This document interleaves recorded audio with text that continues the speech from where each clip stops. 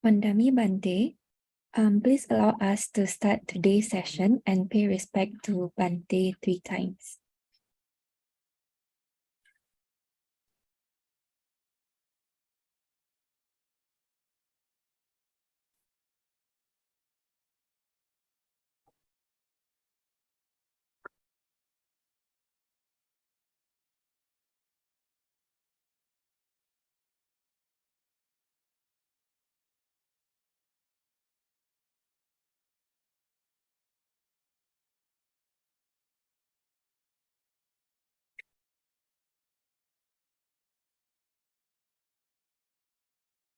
Sahabat Dhamma, mohon menunggu sebentar. Kami masih menunggu koneksi atau sambungan dengan Bante.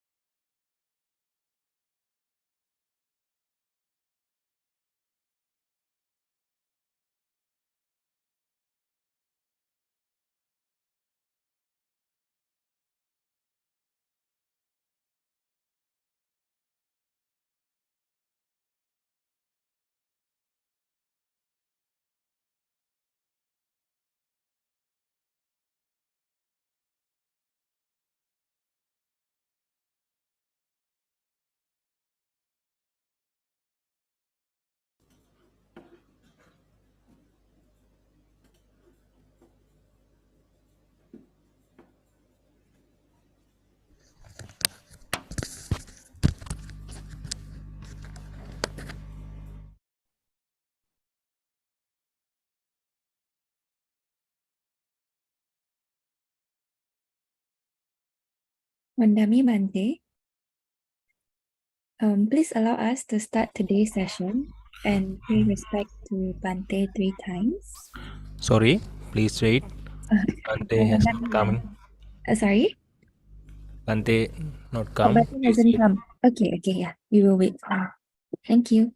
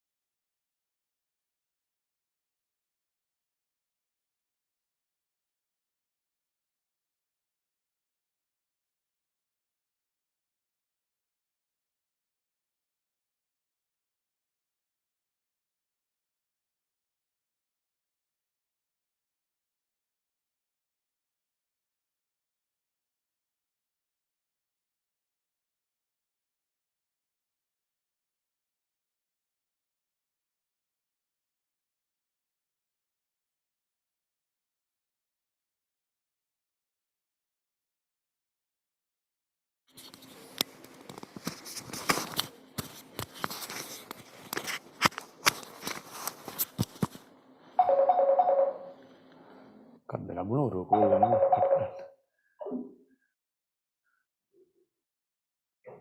මොකද නේ ටිකද? හරි හරි.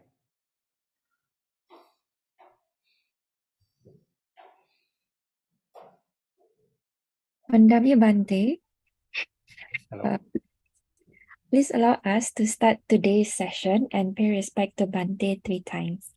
Sahabat Dhamma, mari kita memberi penghormatan ke Bhikkhu Watagoda Maggavihārī dengan bersikap anjali dan membungkukkan badan sebanyak 3 kali.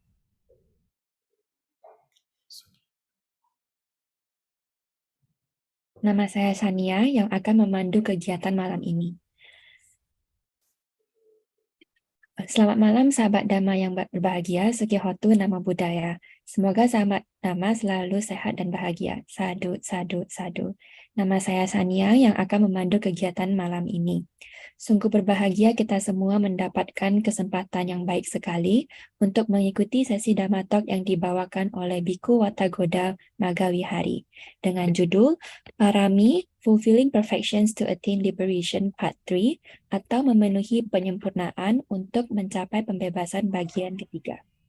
Sebelum kita memulai sesi ini, mari kita bersikap anjali dan membacakan permohonan 5 sila bersama-sama. Good evening, Wandami Bante. Before we start the Dhamma talk, we would like to request for 5 precepts.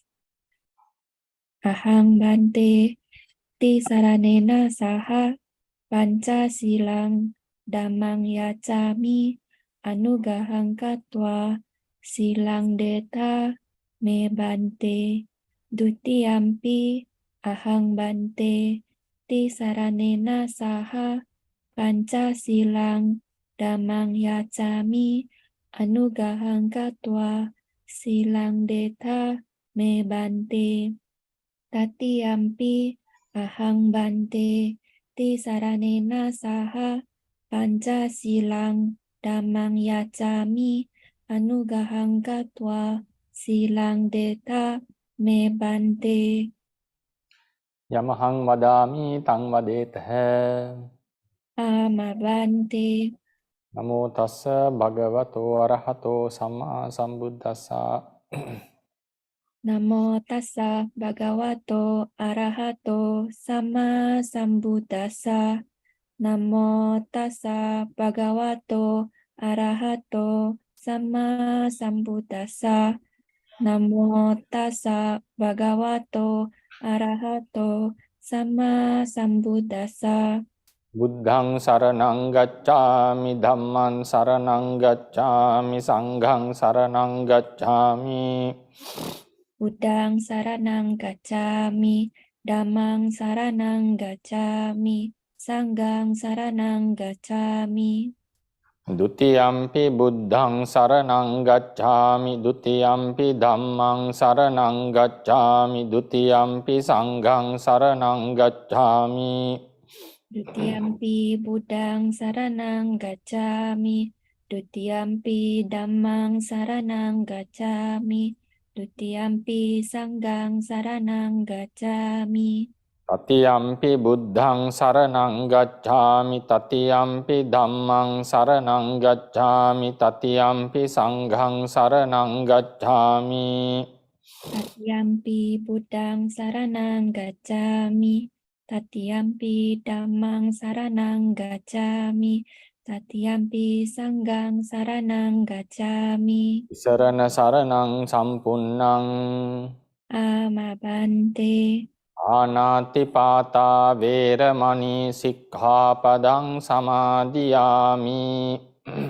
Panatipata veramani sikkhapadang samadhiyami. Adinnādāna veramani sikkhapadang samadhiyami. Adinādana veramani sikkhapadang samadhiyami. Āmesu miccācara veramani sikkhapadang samadhiyami. Kamesu miccācara veramani sikkhapadang samadhiyami. Musāvādā veramani sikkhapadang samadhiyami. Musawada Weramani Sikkhapadang Samadhiyami. සුරාමේරය මජ්ජපමා දට්ඨානා වේරමණී සික්ඛාපදං සමාදියාමි. Surameraya Majapamadatana Weramani Sikkhapadang Samadhiyami. Idam different one, right? Sabbe satta, you are doing. Okay, sabbe satta avera hontu abhyapajja hontu anigha hontu. Is it correct? Yes. Okay. Anigha hontu sukhe attanang pariharantu dukkha muccantu yata ladda sampattito ma vigaccantu kammassakha. Sabe satta awera hontu abhyapaja hontu aniga hontu suki atanang pariharantu dukkha mujantu yata lada sampatito mawiga cantu kamasaka. Saranena saha panca silang dhamman sadukan surakhitan katnva appamadena sampade tambang. Amma bante sadu sadu sadu. Sahabat Dhamma, mari kita bersikap hormat dengan penuh perhatian saat mendengarkan penjelasan yang akan disampaikan oleh Bhikkhu Watagoda Maggavihārī dan diterjemahkan oleh Sister Mila. Bante, we would like to invite Bante to kindly start the Dhamma talk now. Namo tassa bhagavato arahato samma sambuddhassa. Namo tassa bhagavato arahato samma sambuddhassa. Namo tassa bhagavato arahato samma sambuddhassa. Good evening, everyone. Today our topic is continuation of the previous topic that we discussed in two sermons. That is the fulfilling paramis. So if I recap or remind what we have discussed so far in brief, we define what parami is. Parami is the qualities that we are required to fulfill in order to reach the nirvana or nibbana, or in other words, the qualifications that we need in order to attain the Maggajnana. In the Maggajnana or path, wisdom associated with path, so we'll be able to reach Nibbana. Selamat malam Bapak Ibu. Kita kembali akan melanjutkan topik diskusi kita yang sudah berlangsung 2 sesi kemarin, masih dengan tema yang sama, yaitu penyempurnaan parami. Untuk meringkas sedikit apa yang sudah kita bahas sejauh ini, kita sudah membahas apa itu parami, yaitu adalah kualitas yang dibutuhkan, harus dipenuhi dalam rangka untuk mencapai nibbana atau untuk mencapai Maggajnana. And we also define everything that is required to attain the Maggajnana or nibbana. Every quality that we need to develop in order to attain that is called parami. It also includes bhavana. It also includes meditation. Even vipassana meditation is included there. So when we only develop these qualities, we'll be able to reach that level of attainment. Di sini kita mengkategorikan segala sesuatunya, apapun, kualitas apapun yang dibutuhkan untuk mencapai nibbana, mencapai Maggajnana sebagai parami. Termasuk di dalamnya di sini adalah pengembangan batin atau bhavana, sehingga samatha vipassana juga termasuk dalam parami. Then in the second lecture, we discussed about what sort of a mindset that we should have in order to fulfill parami. What kind of attitude that we should develop. And there are 3 types of attainments, that is to become a Samma Sambuddha, become a Pacceka Buddha, and to become a Arahant. And what sort of attitudes that we have to develop, what sort of a mindset that we have to have in order to reach all these 3 stages. Dalam pertemuan kita yang kedua, kita sudah membahas mindset apa saja yang harus kita miliki dan kita kembangkan. kita mengenal ada 3 macam pencapaian, yaitu pencapaian sebagai seorang sama Sambuddha, sebagai seorang Paceka Buddha, dan sebagai seorang arahat.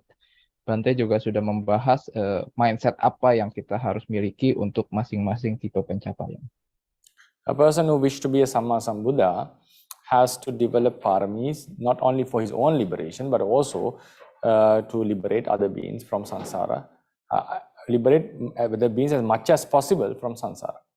Then a person who wishes to be a Paceka Buddha is doing that, seeing the dangers of remaining or lingering in samsara, waiting for a Samma Sambuddha to appear. So if someone has the capacity to liberate himself by himself, like without the help of another, that would quicken his attainment. So ones who want to get liberated from samsara quickly wish to become Paceka Buddhas. Seorang Samma Sambuddha itu tidak hanya bertekad untuk mencapai pembebasan dirinya sendiri saja, tetapi juga dalam perjalanannya berusaha untuk menyelamatkan sebanyak mungkin makhluk dari samsara. Seorang Paceka Buddha melihat bahaya jika hanya harus menunggu kedatangan seorang Samma Sambuddha. Maka beliau bertekad untuk mencapai pencerahan melalui usahanya sendiri secepat-cepatnya.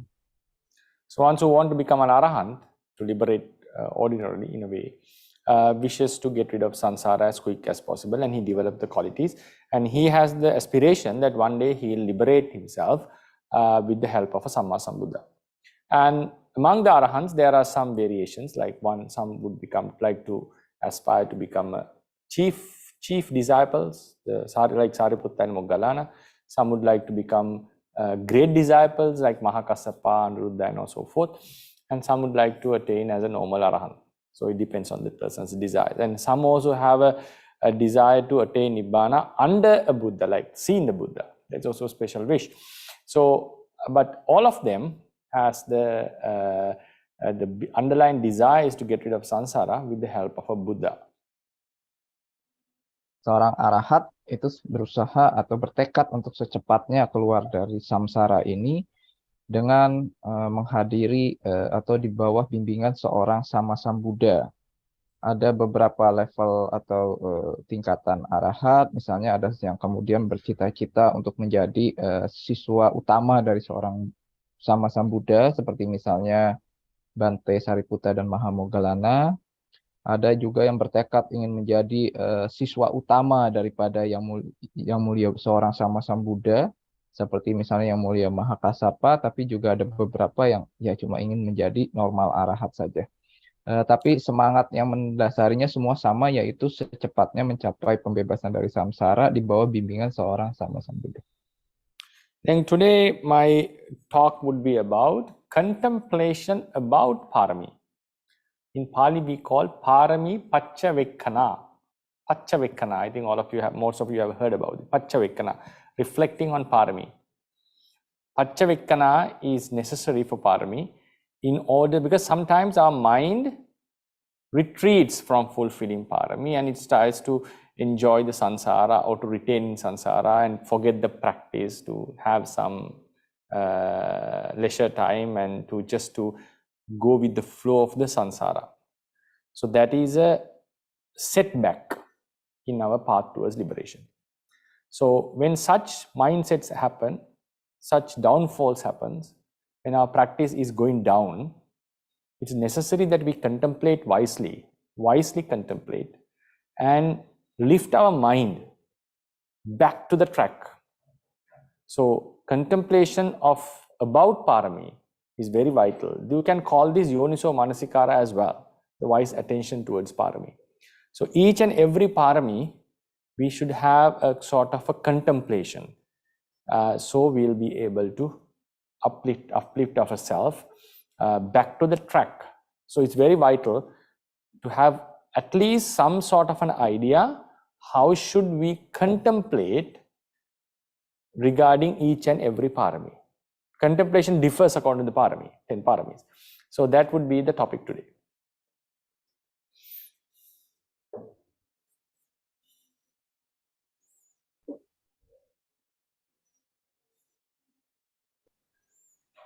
Tes, halo. Pada pertemuan kita kesempatan kali ini, kita akan membahas tentang perenungan, kontemplasi tentang parami atau parami pacawekana. Ini merupakan I think we cannot hear you, right?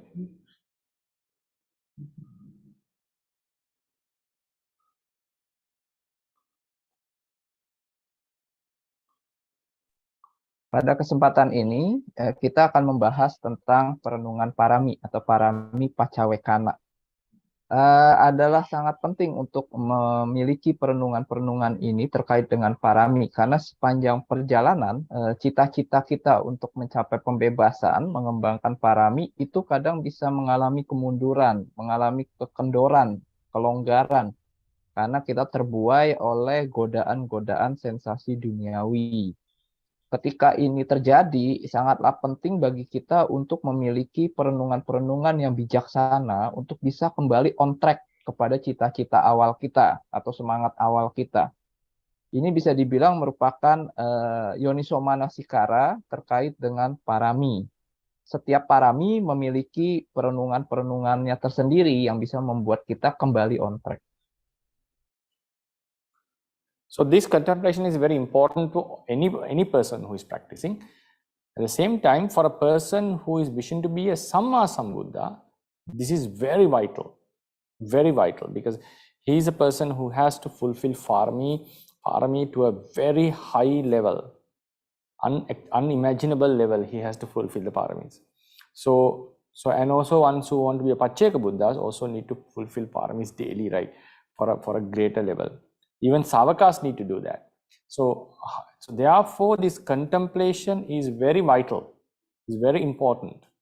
So whenever we see that, at the same time, we should also keep in mind, for some beings, it is not possible to fulfill all 10 paramis in one life. For some, there are ways that we can say that by just doing meditation, by just doing certain type of wholesome activities, we may fulfill all 10 at the same time.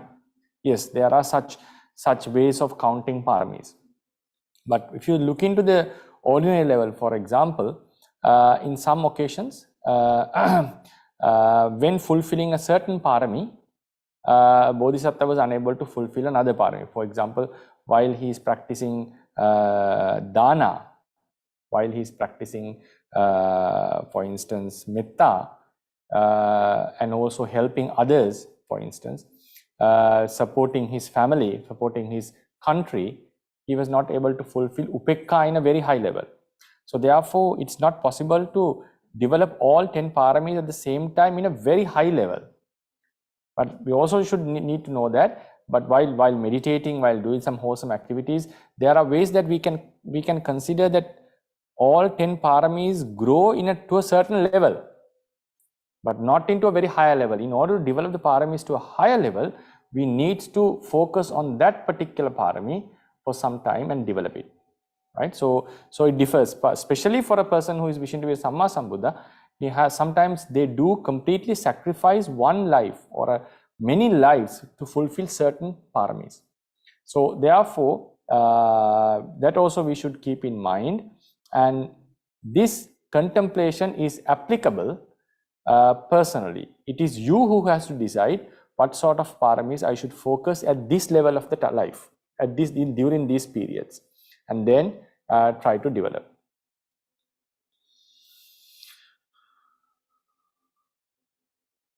Perlu dipahami bahwa bagi beberapa bahwa parami ini sangat penting untuk semua orang, sangat vital sekali, terutama bagi mereka yang memiliki aspirasi untuk menjadi seorang Samma Sambuddha. Mereka yang beraspirasi seperti ini perlu mengembangkan parami sampai tingkat yang tinggi sekali, sehingga perenungan-perenungan ini sangat vital. Tapi juga ini menjadi penting bagi mereka yang beraspirasi menjadi seorang Pacceka Buddha atau menjadi seorang Sawaka. Bante mengatakan bahwa bagi beberapa makhluk tidaklah mungkin untuk bisa mengembangkan ke 10-10-nya parami ini dalam satu kehidupan ini. Dan ini juga terjadi dalam kehidupan seorang bodhisatta. Ketika seorang bodhisatta mengembangkan dana atau metta parami pada waktu untuk menolong orang lain atau negaranya, pada saat itu sulit atau hampir tidak mungkin untuk mengembangkan UPK parami misalnya. Jadi bisa dikatakan ada take and give-nya di sini. Ketika Anda mengembangkan satu aspek, satu poin dari parami, aspek lain mungkin kurang berkembang di situ. Maka Anda harus memilih di sini aspek parami mana yang Anda ingin kembangkan dalam kehidupan ini. Karena kita perlu tahu pengembangan 10 parami ini sampai tingkat yang tertinggi itu membutuhkan banyak kali kehidupan. Yeah. For example, now we move into the first part. I think most of you should know the 10 paramis first, right? It's something that we have to keep in mind, actually in memory. First is dana, charity. Second is sila. Sila is practicing sila, virtue. Third is nekkhamma. Fourth is panya, wisdom. Nekkhamma is renunciation, panya is wisdom. Fifth is virya. Sixth is khanti. Khanti is patience, virya is effort. Seventh is satcha. Satcha is truthfulness and also keeping the promises. Aditthana is determination. Metta is loving kindness. Upekka is equanimity. So these are the 10 paramis. First we should know this, and I invite you to keep them in memory. Dana, sila, nekkhamma, panya, virya, khanti, satcha, aditthana, metta and upekka. So as a Buddhist, these are 10 things that we also need to keep in mind always. Jadi sebelum kita jauh membahas, Bante ingin meyakinkan bahwa kita semua tentunya sebagai seorang Buddhis perlu paham dan ingat ya tentang 10 parami ini. Yaitu pertama adalah dana, sila, moralitas, nekkhamma, meninggalkan keduniawian, panya, kebijaksanaan, wirya, semangat atau upaya, khanti, kesabaran, satcha, kejujuran, aditthana, tekad, lalu metta, welas asih, dan juga upekka, ketenang-seimbangan. Right. So now these are 10. Now we'll focus on dana first, because dana is the foundation of all paramis. So sometimes our mind retreats from dana for few reasons.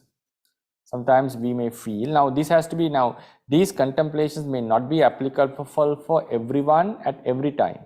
So you are the one who should decide how should I apply this and what kind of paramis I should focus in during these periods. That's completely personal, and that should not be generalized, right? So therefore, sometimes our mind retreats from dana mainly because of attachment towards the wealth, because we like to gain a lot of wealth and to own it, to have it for us. It's obvious that lay people should have some wealth, and monks also should have some requisites with them. Requisites means their own robes and all these stuff has to be there, otherwise you cannot live a life. So but time to time we need to be able to give up such things for the benefit of others. So sometimes when we are supposed to give dana, or when a thought arises in us, or someone who is in need, we find someone who is in need, sometimes we may feel a bit reluctant towards dana. And also especially if someone is asking for something, at that time we may feel some sort of unpleasantness towards the person who is asking. So at that time, reluctantness or the resistment or the anger, the disliking towards the person who is asking. So these are real obstacles for dana. So how do we overcome this? Baik, pertama kita akan membahas tentang dana ya. Tentunya kita dalam keseharian paham bahwa terkadang batin kita itu kendor dari dana ya, atau tidak kokoh dalam keinginan melakukan dana ini. Terutama karena kemelekatan akan kekayaan atau kepemilikan. Tentunya kita tidak menyangkal bahwa sebagai perumah tangga kita membutuhkan harta benda, harta kekayaan. Sebagai biku juga membutuhkan kebutuhan-kebutuhan pokok. Tetapi tentunya ada dari waktu ke waktu di mana kita kadang harus dalam posisi di mana kita memilih apakah kita akan memberikan kepemilikan kita ini kepada seseorang lain yang sedang membutuhkan. Dalam posisi ini terkadang kita merasa ragu-ragu atau kadang malah menjadi tidak suka, tidak nyaman ketika harus melepaskan kepemilikan kita.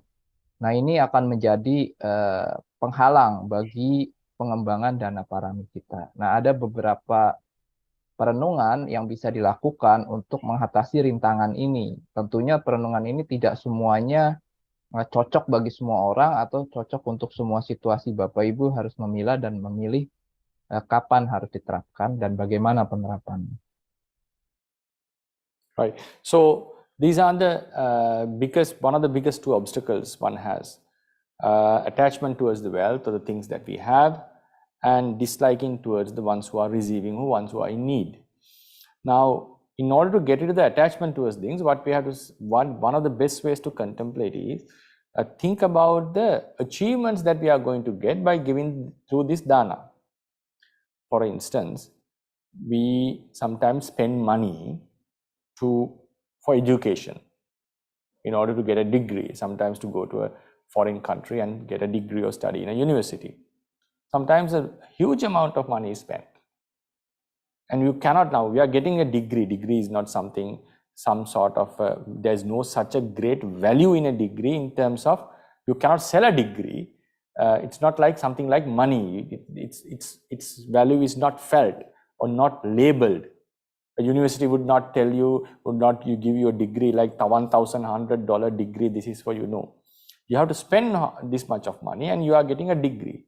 But the degree, we know, by earning a degree, we'll be able to achieve lots of benefits in life. We'll be able to get a proper occupation.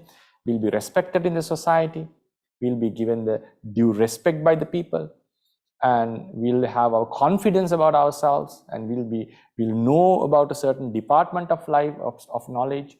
So lots of benefits are there through a degree. So that's why we fearlessly or without any hesitation, we spend money in order to earn a degree.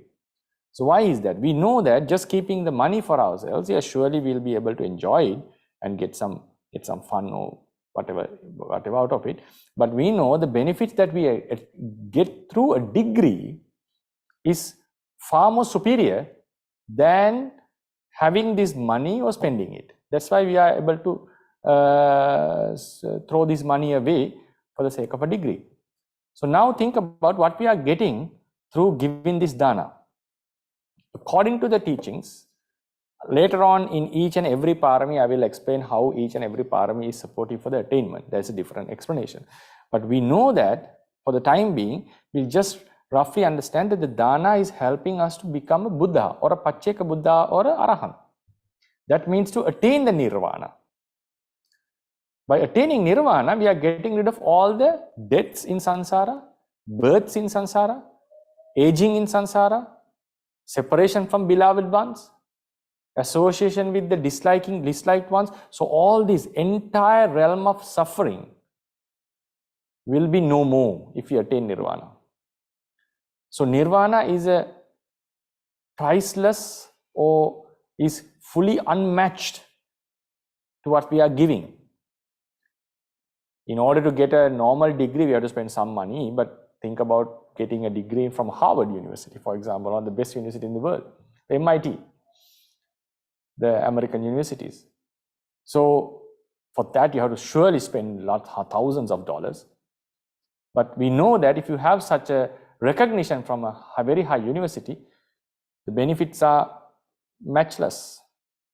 So in order to attain the nirvana, the greatest reality in existence, which is the highest goal that can be achieved.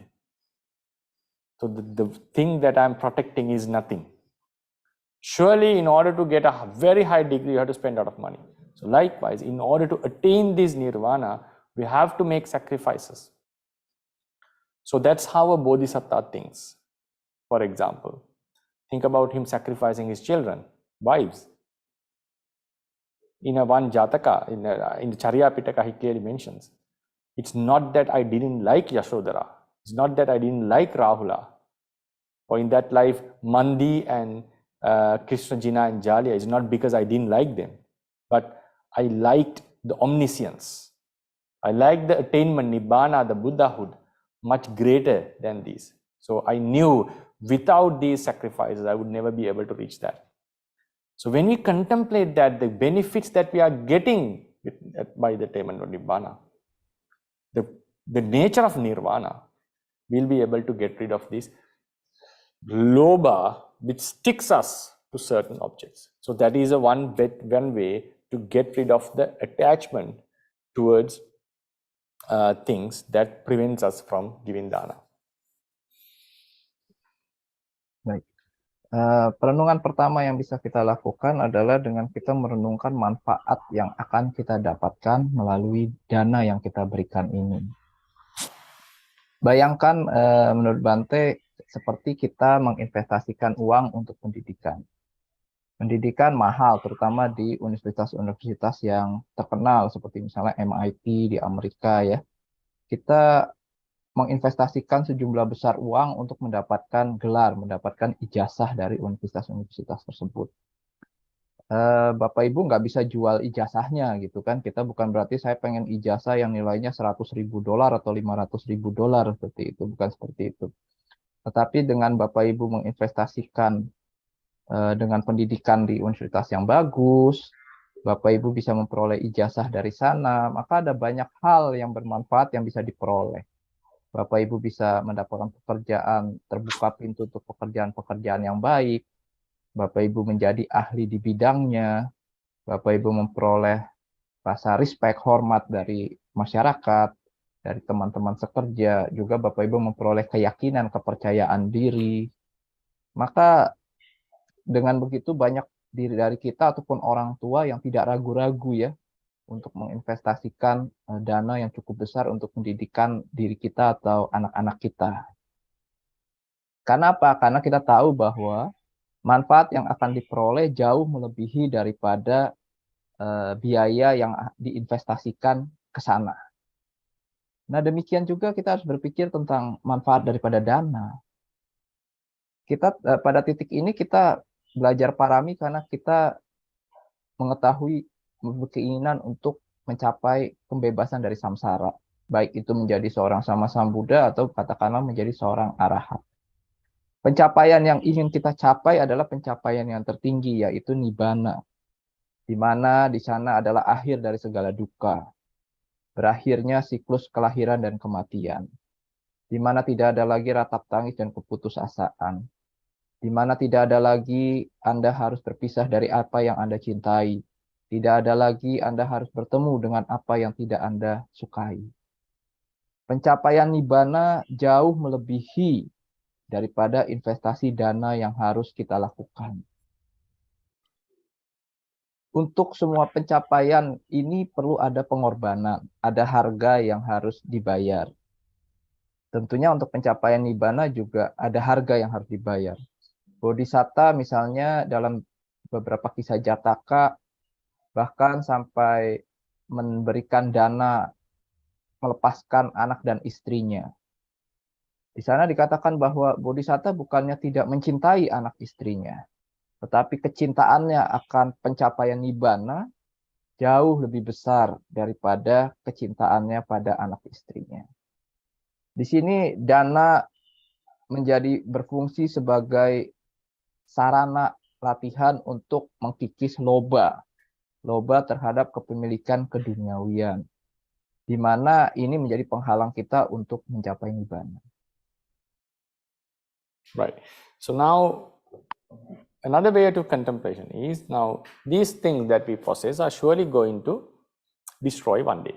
There's no doubt about that. Either we die before it or it get destroyed before we die. So there's no way that we can keep it forever. So by giving dana, what we do is we accumulate a great merit for the samsara. And finally, and we are doing it with the aspiration towards nibbana, surely this would help us to attain nibbana. and Buddha has clearly mentioned that. So it's like now when a house is burning, only the things that are put out would be of our benefit. The ones remain in the house will burn out. So likewise, things that we keep for ourselves, we are surely going to lose them with death. But if something is given to someone and accumulated a great merit, that merit is going to help us throughout the samsara. So the Buddha's advice is adittasmin agarasmin yanni harati bhajanang I forgot the verse actually fully. Adittasmin agarasmin yanni harati bhajanang. Adittasma agarasma yang niharti bhajanang. The one who takes away something from a burning house, that will be for his benefit, not the ones who are in the things that are in the house. So likewise, this entire life is burning with jati jara marana, and it's heading towards a death, a destruction. That's obvious to us. We are just enjoying throughout this short period of life. So only the things that are given are going to remain with us as a karmic power. So that's karma is going to help us throughout the samsara and also finally attain nirvana. So therefore, before these things get destroyed, either with my death or its destruction, why I'm not accumulating something that would last for a longer period. It's not that our karma is going to give us all the pleasures throughout the samsara. It's also an impermanent force. It means it has a limited force. It's going to end one day, capacity, and eventually it will lead to a permanent liberation. So thinking in this way also, one would be able to get rid of the attachment towards the things that we tend to keep. Perenungan kedua yang bisa kita lakukan adalah dengan merenungkan bahwa semua kepemilikan yang kita miliki suatu saat akan lenyap. Entah barangnya yang lenyap, hancur, rusak, tidak berharga, dicuri atau lain-lain, atau kita yang terlebih dahulu meninggal dunia dan kita tidak bisa membawa sama sekali kepemilikan kita. Maka Yang Mulia Buddha mengatakan dengan sebuah perumpamaan bahwa ketika sebuah rumah itu terbakar, barang-barang yang dibawa keluar dari rumah itu adalah barang-barang yang terselamatkan dan bisa dipakai kemudian hari. Sementara barang-barang yang tinggal di dalam rumah akan ikut terbakar bersama rumah. Perjalanan kita, keadaan kita di samsara ini bagaikan rumah yang terbakar. Terbakar dalam api kelahiran dan kematian. Posisinya sama, Yang Mulia Buddha mengatakan bahwa barang-barang yang kita bawa keluar melalui dana, itu akan berubah menjadi benih-benih karma baik. Yang kekuatannya akan mampu menopang, membantu perjalanan kita di kemudian hari di dalam nibbana samsara sampai kemudian kita mencapai tujuan akhir pencapaian nibbana. Mengapa kita tidak menginvestasikan barang-barang yang kita miliki ini untuk sesuatu yang lebih long term ketimbang mempertahankannya dan kemudian ikut terbakar di sini dan tidak bermanfaat di kemudian hari. So this is the gatha I was able to find out in the Sangyutta Nikaya Saghata Vagga Pali. The sutta is Aditta Sutta. Aditta Sutta. Adittasmin agarasmin yang niharati bhajanang tantassa hoti attahaya nocha yantatta dahiti. So one who takes out certain things from a burning house, that thing would be for his benefit, not the things that are burning inside the house. Evang adittako loko jaraya maranena cha nihare teva danena dinnang hoti sunihitang. So likewise, the entire world, entire life is burning with jara and marana. So the ones who is wise would take them out and take these things out of this burning house of life and gives it to the ones who are in need, and that will be his property. That will be his, like he will, that is something that is taken out from the house. So that will be his. So taking out is giving dana. Taking out from the house of burning house is giving dana. Dinnan sukha palang hoti na dinnang hoti tantataha. Chora haranti rajanu aggi dahati nassati. So if we give something, this is applicable for monks even. It's not only for lay people. Sometimes we do get very valuable requisites. So sometimes we tend to keep it for ourselves, but sometimes we may be able to give it to some monks. Sometimes monks have decided, oh, I want to keep this with me. But if we are able to give it to some other monk, but monks cannot give it to lay people. There is a rule for that. It's called Kuladusana Sikkapada. We are not able to give to lay people as we like. Only to our parents we can give, and some other kappiyas and all. So even to monks can perform dana. So if we are giving something to someone, so dinnan sukha palang hoti, that is going to give lots of benefits. Na dinnang hoti tanda, na adinnang hoti. So the one that is not given is not going to give us such benefits. Chora haranti rajanu aggi dahati nassati. So it may be sometimes it can be taken by kings, confiscated, right? So then sometimes it's burned, taken away by thieves. Atta antena jahati sarirans sapariggahang etadanyaya medhavi bunjate cha dadeta cha. So even it is not destroyed while we are living, surely we are going to give up this with our death. We are not going to carry our all money and everything to the next life, right?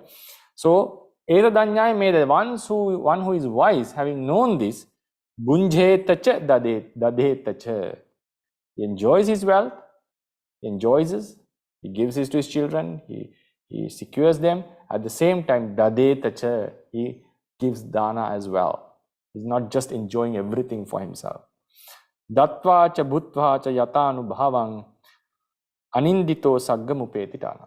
So having given and having enjoyed for yourself and having given, he or she attains the sagga. And also as a parami, if you fulfill the parami, it will also leads to the nibbana. So when you contemplate like this, it also helps you to get rid of the attachment towards the things. So I have given you two types of contemplations. Think about the value of nibbana that you are getting through this dana parami, and also think about the a wise contemplation. If this is not given, surely we are going to lose it one day, or it's going to get destroyed. Before that, I'm accumulating some merits for the samsara and also helps to attain nirvana. So when you contemplate like that, the mind starts to like this fulfilled in order to fulfill this parami. Jadi Bante mengutipkan tadi dari Adita Sutta ya, dengan bahasa Palinya yang mengatakan dalam sebuah rumah yang terbakar maka barang yang berada di dalam Adita Sutta. Adita Sutta, iya. Adita Sutta, barang yang berada dalam rumah terbakar akan ikut terbakar bersama rumahnya, tetapi barang yang dibawa keluar maka itu akan bisa terselamatkan. Ini berlaku bukan hanya, Bante katakan bukan hanya untuk orang awam saja, rumah tangga, tapi juga bahkan bagi para biku ya. Terkadang biku juga memperoleh dana, barang-barang kebutuhan yang cukup berharga. Terkadang juga bisa juga biku berdana, tetapi hanya kepada sesama biku atau kepada orang tuanya. Kalau kepada perumah tangga atau umat tidak bisa gitu. Yang harus direnungkan di sini adalah pada akhirnya segala kepunyaan atau kepemilikan kita akan lenyap dalam dunia yang sementara ini. Baik itu apakah disita oleh raja, apakah oleh terbakar, apakah oleh pencurian. Dan pada akhirnya ketika kita meninggal dunia, dengan hancurnya jasmani ini tidak ada satupun dari harta benda kita yang bisa kita bawa. Maka seorang yang bijaksana akan menggunakan kepemilikan kekayaannya untuk kebaikan dirinya sendiri, menopang keluarganya, tapi juga yang ketiga adalah memberikan dana. Kenapa? Dengan memberikan dana, maka dia akan memperoleh kebahagiaan setelah kematian. Dan bagi kita yang dalam kaitan dengan parami, ini adalah berarti kita memupuk rute untuk mencapai nibbana.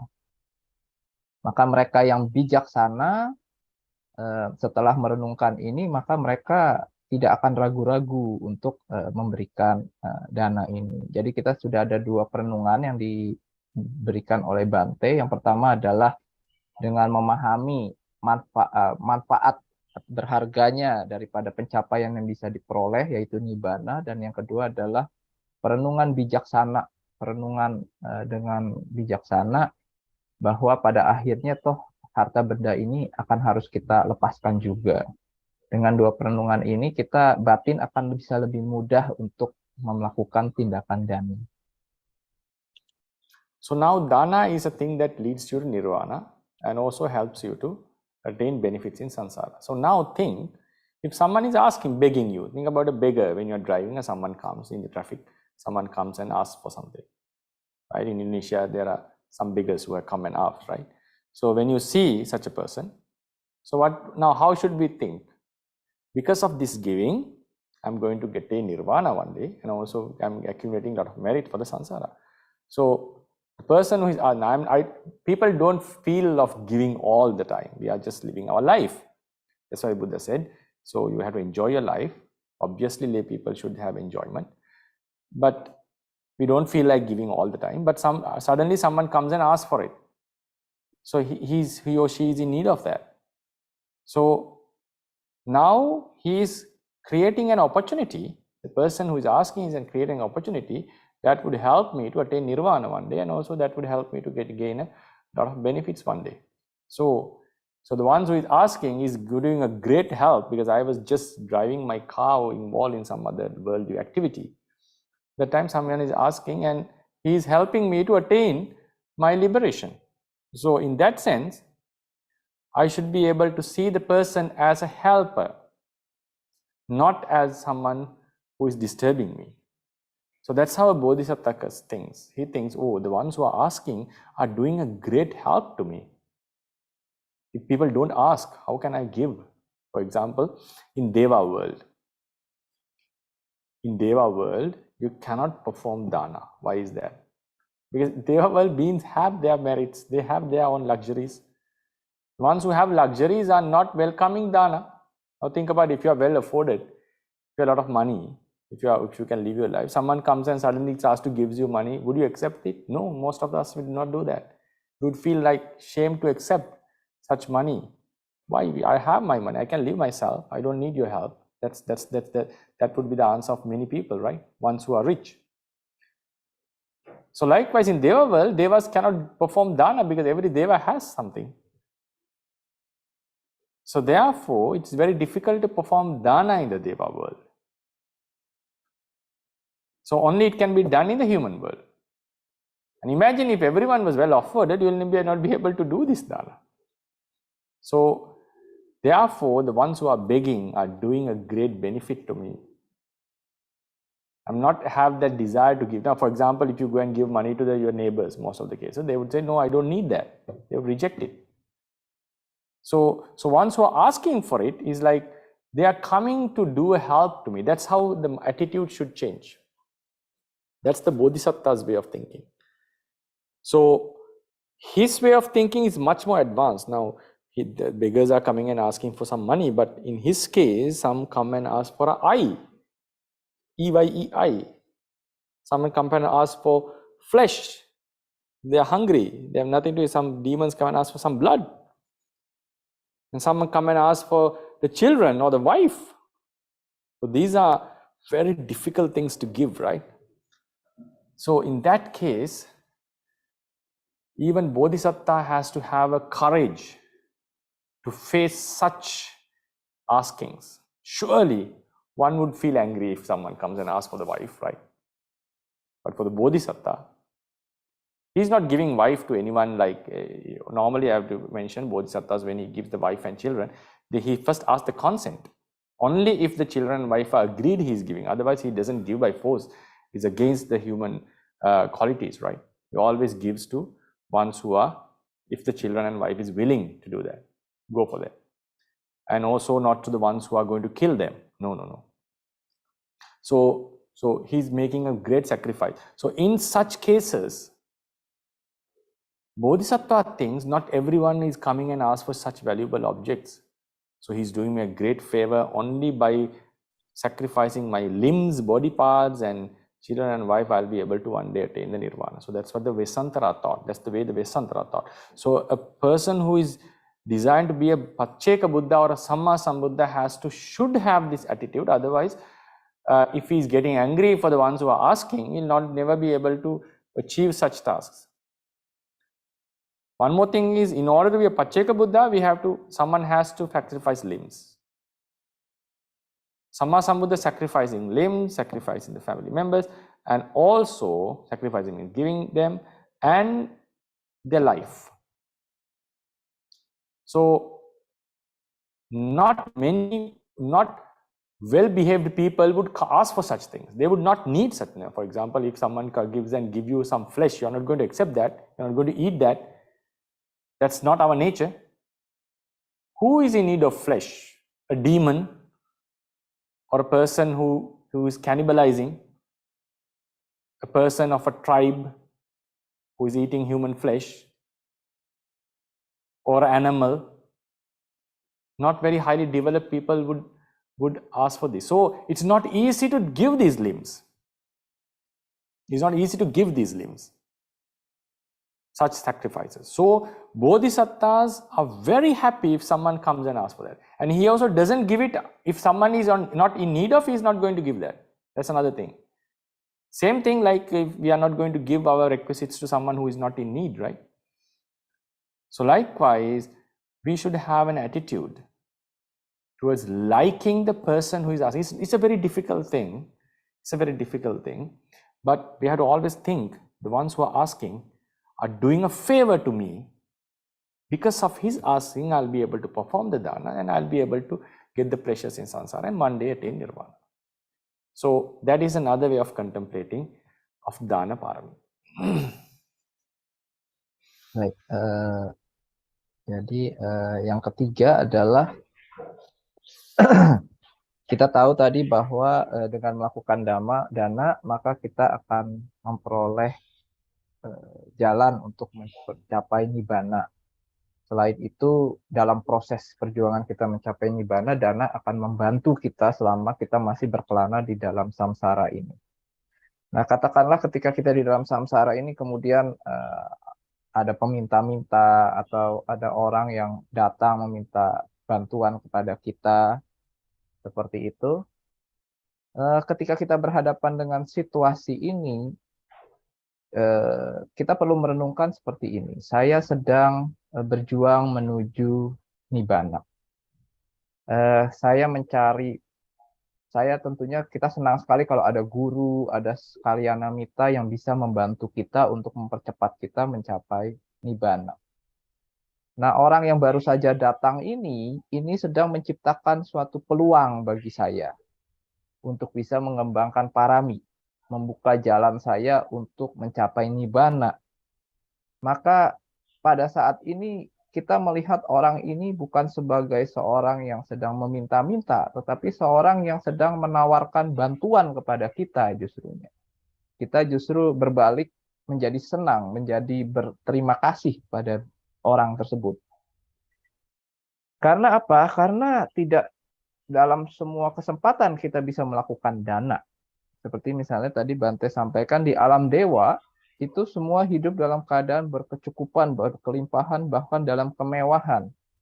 Di sana tidak ada peluang bagi kita bila untuk melakukan dana. Dana peluang terbesarnya adalah dilakukan di alam manusia ini. Nah, attitude yang berubah seperti ini, melihat tadinya adalah seorang peminta-minta menjadi melihat seperti seorang penolong bagi kita dalam perjalanan spiritual kita. Nah, ini tidak mudah. Tadi Bante bilang, mengubah mindsetting seperti ini tidak mudah. Dan ini tantangannya sangat tinggi sekali kalau memang mau untuk sampai tingkat seperti bodhisatta mencapai sama Sambuddha misalnya. Tidak hanya harta kekayaan atau uang, tetapi juga kadang anggota tubuh, mata, tangan, daging, darah misalnya. Ketika ada hantu yang meminta darah misalnya, bagaimana kita mengatasi situasi seperti ini? Ini tentunya situasi yang tidak mudah diatasi, butuh keberanian untuk betul-betul berhadapan dengan situasi seperti ini. Ini yang Bante sampaikan. Right. So then, also finally, there can be some who are wishing to be a Samma Sambuddha or Pacceka Buddha. in order to sacrifice the limbs, for example, the way of they are contemplating is, surely these limbs, my body parts, are going to die one day and will be soiled to the earth, or it will be burnt. So surely it's going to end and it's going to get weakened and older and ugly and so forth. So why shouldn't I, which is something surely going to end one day, why shouldn't I develop a great merit by offering them before they die? So that sort of contemplation arises in there. And there's a very special type of a sacrifice done by bodhisattvas. I may elaborate this in the Dana Pāramī lecture talk. That is becoming a slave. Becoming a slave, which is not an easy dana. Becoming a slave means complete down. Slavery is abolished in the world, which is a good thing, which has been abolishing is very good. But thing is, now olden days there were a group of people who were considered as slaves. They didn't have a freedom. They didn't have their own. They didn't have freedom. They didn't have their own rights. It's a hell of a life, actually. In India also there were. Now you may have heard about the word dasa. Dasa is a slave. Dasa is a slave. So sometimes on those days, some people come and ask for a slave. He needs slave because slave needs to work for him, and he's completely becomes the property of the owner. There are many lives in which the bodhisattva has become a slave of others, which is a very difficult thing to. Even he has abandoned his kingship and become slaves. So this is something unimaginable for people like us. Now think of to be a free man. It's something sort of a very auspicious or blessed thing. We all consider that we all are free men or free women and free women. So becoming a slave means you are giving your ownership to someone. He decides how you live and what sort of food you get and everything. He can make rules and so. In some ages, slave owners could kill the slaves, which is a very bad thing, which was a very bad thing. And so in some lives, the bodhisattva has become a slave. Why is that? What was his contemplation? We are all slaves of tanha. We are all slaves of kilesas. And one day, I want to understand this truth and release all the many beings from the slavery of defilements. In order for that, I become a slave of someone else and sacrifice my life to that person. It's a merit. I'm helping him. I'm helping his occupation. I'm helping his gardening and all this his work. I give up my freedom. Why is that? I'll be able to free all the beings, including myself, one day from the slavery of the defilements. But think about this. Now, sometimes we may not feel like, why do he need to do that? Because Dhamma is there. But think, the Bodhisattva is the one who is finding this Dhamma. For us, it seems okay. Now the path is there. We just walk on this and get liberated. But for the Bodhisattva, it's not the case. He has to find it by himself. He's not depending on a Buddha. He's appearing in a time that no one has ever understood the truth. There's no one in the world who knows this truth, knows the path. He's the one who is finding it by himself. So therefore, he has to make lots of sacrifices that others would not even imagine. Slavery of defilements is the biggest problem for a bodhisattva, not about himself, but of others. So he has to find a way to remove these defilements. On a path where there's no light. For us, the Buddha has shed the light. So we are just walking on this. That's why I'm able to give this Dhamma talk bravely, knowing this Dhamma, learning this Dhamma. But for a Bodhisattva, there's no forerunner. He himself is running forward. So for him, he has to find this path. So therefore, in some lives, he becomes slaves of others with the intention of removing all of us, or many of us, one day from the slavery of defilement. So it's a very hard thing to do. I shall elaborate this in Dana Pāramī later on. Jadi, mungkin Bapak Ibu yang memiliki aspirasi gitu ya untuk menjadi seorang sama Sambuddha gitu, kadang memberikan anggota tubuh aja itu tidak menjadi masalah ya kadang ya gitu ya, karena toh seorang bodhisatta akan berpikir bahwa tubuh ini toh suatu saat akan hancur juga gitu ya, baik dengan penuaan ataupun ketika kematian akan menjadi abu ketika dibakar atau menjadi humus di tanah gitu ya. Kenapa saya tidak memberikannya jika memang ada yang membutuhkan seperti itu. Nah, seorang bodhisatta pada waktu itu dia tidak ada pendahulunya, tidak ada gurunya. Beliau mencari cara sendiri untuk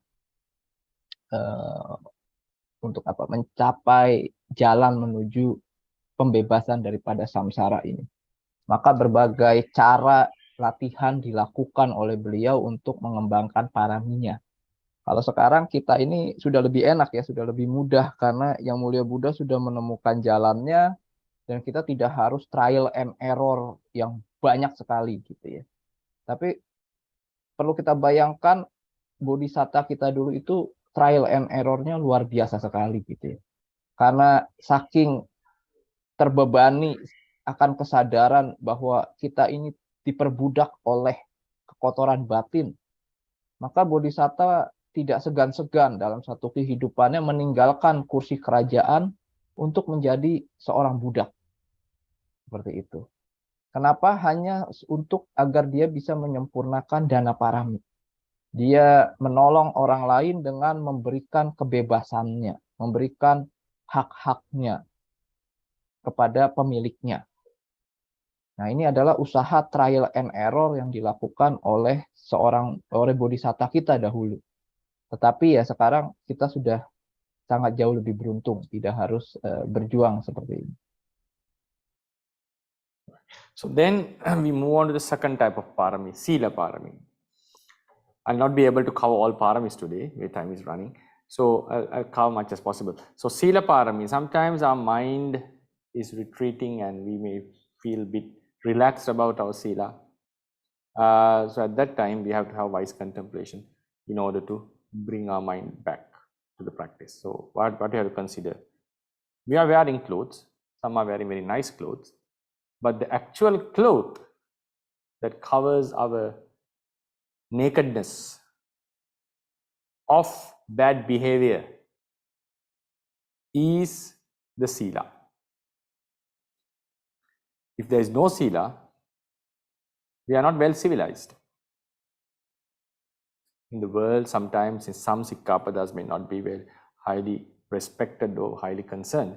But if you consider with the noble beings, all the 5 precepts are very vital. So only if we have these 5 precepts, at least these 5 precepts, then we can be called some civilized human beings. And this sila, this cloth of sila, is more adorable or more attractive than any other valuable costume in the world. Any other valuable costume. Think about a person who is a robber, who loots public money. Think about a very high profile. He may have the best costume in the world, but do we attract, if we know his behavior, are we attracted to him? No. We know even though he wears nicely because we don't like his character. The nature of the character cannot be covered by clothes. The real attraction, the real cloth of a character is the sila. So if someone has sila, he's more attractive than any other person. So that's why it's mentioned in Visuddhimagga, the prince is the son of the king, and who is supposed to be the king. Prince is mostly young, at his young age, handsome age. He's wearing all the ornaments, jewelry, and the prince's clothes, all the bands on the forehead, and bangles and all these in the shoulders, forearm, everything. He's very attractive. Women are attracted to him. People like to look at him. Very good, very well, nicely built. But in terms of noble Vinaya, a monk who is having a very high virtue, practicing Dutanga and wearing the 3 robes, is more respected by the world than a prince. Even the prince who knows the value of a monk would pay respect to the monk. Monks' robes are not attractive. It's just a piece of cloth. It doesn't have any design. It's just cut and paste. Not a very attractive color even. So, but why people are more respecting a monk than a prince? It's not because of the clothes. It's not because of the beauty. Monks are mostly not attractive because they shave their heads and they are not beautifying themselves. They don't wear any ornaments like jewelry and no concern about their appearance. So in that sense, but still people are respecting a monk. Why is that? What's the reason? It is the sila. It is the behavior. So according to our Dhamma, there's no cloth or costume that is much beautiful, more beautiful than the sila. So when you consider like that, if you are relaxing ourselves in sila, you feel, oh, it's like I'm removing my old clothes. I'm just exposing my bad behavior to the world. It's not good. So I have to put on my clothes back. Without those clothes, a naked person would not be able to enter the city of Nibbana. Please keep this in mind. You have to wear the clothes of sila. You are going to enter this Nibbana city. Just a metaphor. There are some clubs in the world that you have to wear some in a certain way to enter there. You have a certain appearance. The ones who are in the gate would let you in only if they are satisfied with you.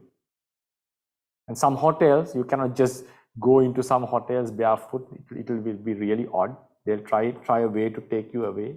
If they know that this is not a well-afforded man or a poor person, if they get to know that, they'll find out one way or another to send you away. Officially, you're not lawfully, they'll not be able to do that, but they'll find a way. So such places are prohibited to some people. Why? They are not up to that level. Think about Nibbana as a city, a hotel. You are denied the entrance unless you have this cloth of sila. So therefore, when we are lacking the sila aspect, we have to contemplate in order to attain this Nibbana, in order to become, even in this life, to become a better person, one who is even respected by the Buddha, I have to wear this sila clothes. So when you contemplate like that, sila Pāramī, the desire to fulfill sila increases. Baik, jadi kedua Bante akan bahas tentang sila Pāramī. Terkadang batin kita malas atau kendor ya terkait dengan penerapan sila ini. Maka kita perlu melakukan perenungan-perenungan bijaksana untuk bisa membawa batin kita kembali on track. Yang bisa kita lakukan, satu perenungan yang bisa kita lakukan adalah dengan merenungkan sila sebagai pakaian. Ya, seperti pakaian. Sama seperti pakaian yang menutupi tubuh kita, ketelanjangan kita, ya kan? Membuat kita civilized, membuat kita jadi orang yang beradab gitu ya. Jalan di kota, jalan di pemukiman, di jalan-jalan dengan mengenakan pakaian, menunjukkan bahwa kita itu beradab, waras gitu ya. Karena kalau kita jalan-jalan tidak memakai pakaian kemana-mana, itu kan pasti akan kurang layak gitu ya, seperti itu. Nah, sila ini merupakan pakaian untuk karakter kita. Ya. Baik, kita perlu merenungkan bahwa tanpa sila, tanpa moralitas, kita sama saja seperti orang yang telanjang. Sama seperti orang yang telanjang, yang tidak beradab, kurang waras, seperti itu ya. Sila jauh lebih unggul daripada pakaian sebagus apapun. Karena karakter tidak dapat ditutupi oleh pakaian yang indah. Ya. Kita mungkin ada orang yang kaya, pakaiannya bagus, indah, cantik, wangi. Tetapi ketika karakternya buruk, kita tahu kita nggak ingin dekat dengan beliau. Seperti itu. Seorang pangeran, kata Bante tadi, biasanya usianya muda, cakep, gagah, menggunakan pakaian yang menarik, sangat tampan, menggunakan perhiasan segala macam, ya kan? Ya oke, tetapi bagi dalam Dhamma dan Vinaya ini, dalam Dinaya ini, seorang biku yang menerapkan praktek dutangga misalnya, mengenakan jubah hanya dari kain-kain bekas, tinggal di hutan-hutan, itu jauh lebih dihormati ketimbang pangeran yang menawan dengan segala kebesaran pakaian dan perhiasannya. Bahkan pas seorang pangeran yang bijaksana akan menghormati kepada biku yang demikian ini. Maka kita perlu memahami bahwa kecantikan alami, kecantikan sejati adalah dari sila, dari moralitasnya, ya, bukan dari tampilan luarnya. Kita bisa membayangkan secara metaforik, ya, secara perumpamaan bahwa orang yang telanjang nggak bisa masuk ke dalam kota Nibbana atau restoran atau hotel Nibbana, gitu ya. Ini perumpamaan aja gitu kan. Bayangkan Anda ingin masuk ke hotel mewah atau rumah atau restoran mewah gitu ya, di mana mereka punya standar pakaian tertentu, kelas tertentu, di mana orang-orang yang nggak memenuhi standar level mereka ya secara halus akan dipersilahkan untuk pergi karena nggak masuk kriterianya mereka gitu ya, atau suatu klub tertentu gitu ya. Nah demikian juga Nibbana ya, bisa kita bilang Nibbana punya semacam syarat tertentu ya, orang-orang tertentu yang bisa mencapainya gitu ya. Kalau yang masih dalam tahapan dengan keterlanjangan tadi gitu ya, itu belum masuk syarat, belum bisa menuju kepada Nibbana. Okay, so then another way to contemplate about sila is a certain perfume. We do have perfume, we do apply perfumes, right, as lay people. But that perfume lasts for a certain period. When the scent is gone, you cannot be always smell good because of applying perfume for one day. Keep on applying it, and also perfume flows. The smell goes with the wind, not against the wind. But sila, if you have a sila, your smell of sila means the reputation. When we have a pleasant smell in our body, people are attracted to us. If you have a fuming, a very bad smell, people goes away from us. That's obvious from certain elements, and from certain people we don't like to associate if their bodies are ill-smelling. So it means smell makes someone attracts. Smell attracts the beings. A sila is such a quality that attracts many beings, regardless of the body smell of a person. A person with a very high virtue, people like to associate such a person. So therefore, the smell of sila gandha we call, pativatang chavayati. It goes against the wind. It goes into all directions, even up and down. Even devas would know when someone is very highly virtuous. Once the Sakka was going to enjoy, and he just suddenly stepped down from his vehicle and paid respect. When Matali asked, whom you are respecting? Everyone is respecting you. Why you are respecting someone to whom you are respecting? I'm respecting for two types of people. One, some monks who have restrained themselves, had restrained faculties, who are practicing sila well. The next, the householders who are practicing sila and taking care of their family properly. I do respect both monks and lay people. So now sila is a smell. It's not a smell that is felt to the nose. It is a smell that is felt to our mind, others' mind. So we become very attractive to others. People start to respect us. Attractiveness is not in the sense of arousing lust or lobha. It's arousing respect. And people start to trust us. people start to associate us, believe in us. So sila is such a wonderful smell or a perfume. So why not I apply this to myself? So when you contemplate like that, it will be also help us to fulfill the Pāramī. In terms of Nibbana, the hotel of Nibbana is not going to accept you if you have not applied this perfume of Sila. So if you think like that, then you'll be able to get into Sila. Observe Sikkhapadas seriously. Cara lain yang bisa kita lakukan adalah dengan merenungkan sila itu ibaratnya seperti parfum. Kita dalam keseharian tentu kurang tertarik ya kalau seorang punya masalah dengan aroma badan tertentu gitu ya. Maka kadang kita membutuhkan parfum ya. Tetapi tentunya sebuah parfum tidak bertahan lama, untuk selamanya gitu ya. Juga parfum itu berhembusnya tidak bisa melawan arah angin. Nah, sila ini bisa dibilang seperti parfum. Sila ganda sila, dari aroma daripada sila ya. Di mana aroma di sini maksudnya adalah reputasi kita. Ya, reputasi. Sila itu berkembang ya, istilahnya sila itu menarik banyak orang, banyak makhluk bahkan. Aroma daripada sila ini, daripada moralitas ini tercium kemana-mana. Bahkan para dewa sekalipun mengetahui bila orang ini memegang sila dengan baik. Dan mereka menjadi tertarik.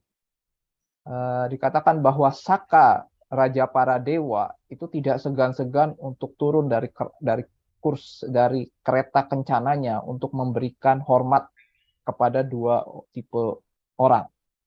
Pertama adalah seorang biku yang memegang teguh silanya, dan kedua adalah kepada seorang perumah tangga yang teguh memegang sila dan mensupport keluarganya dengan baik.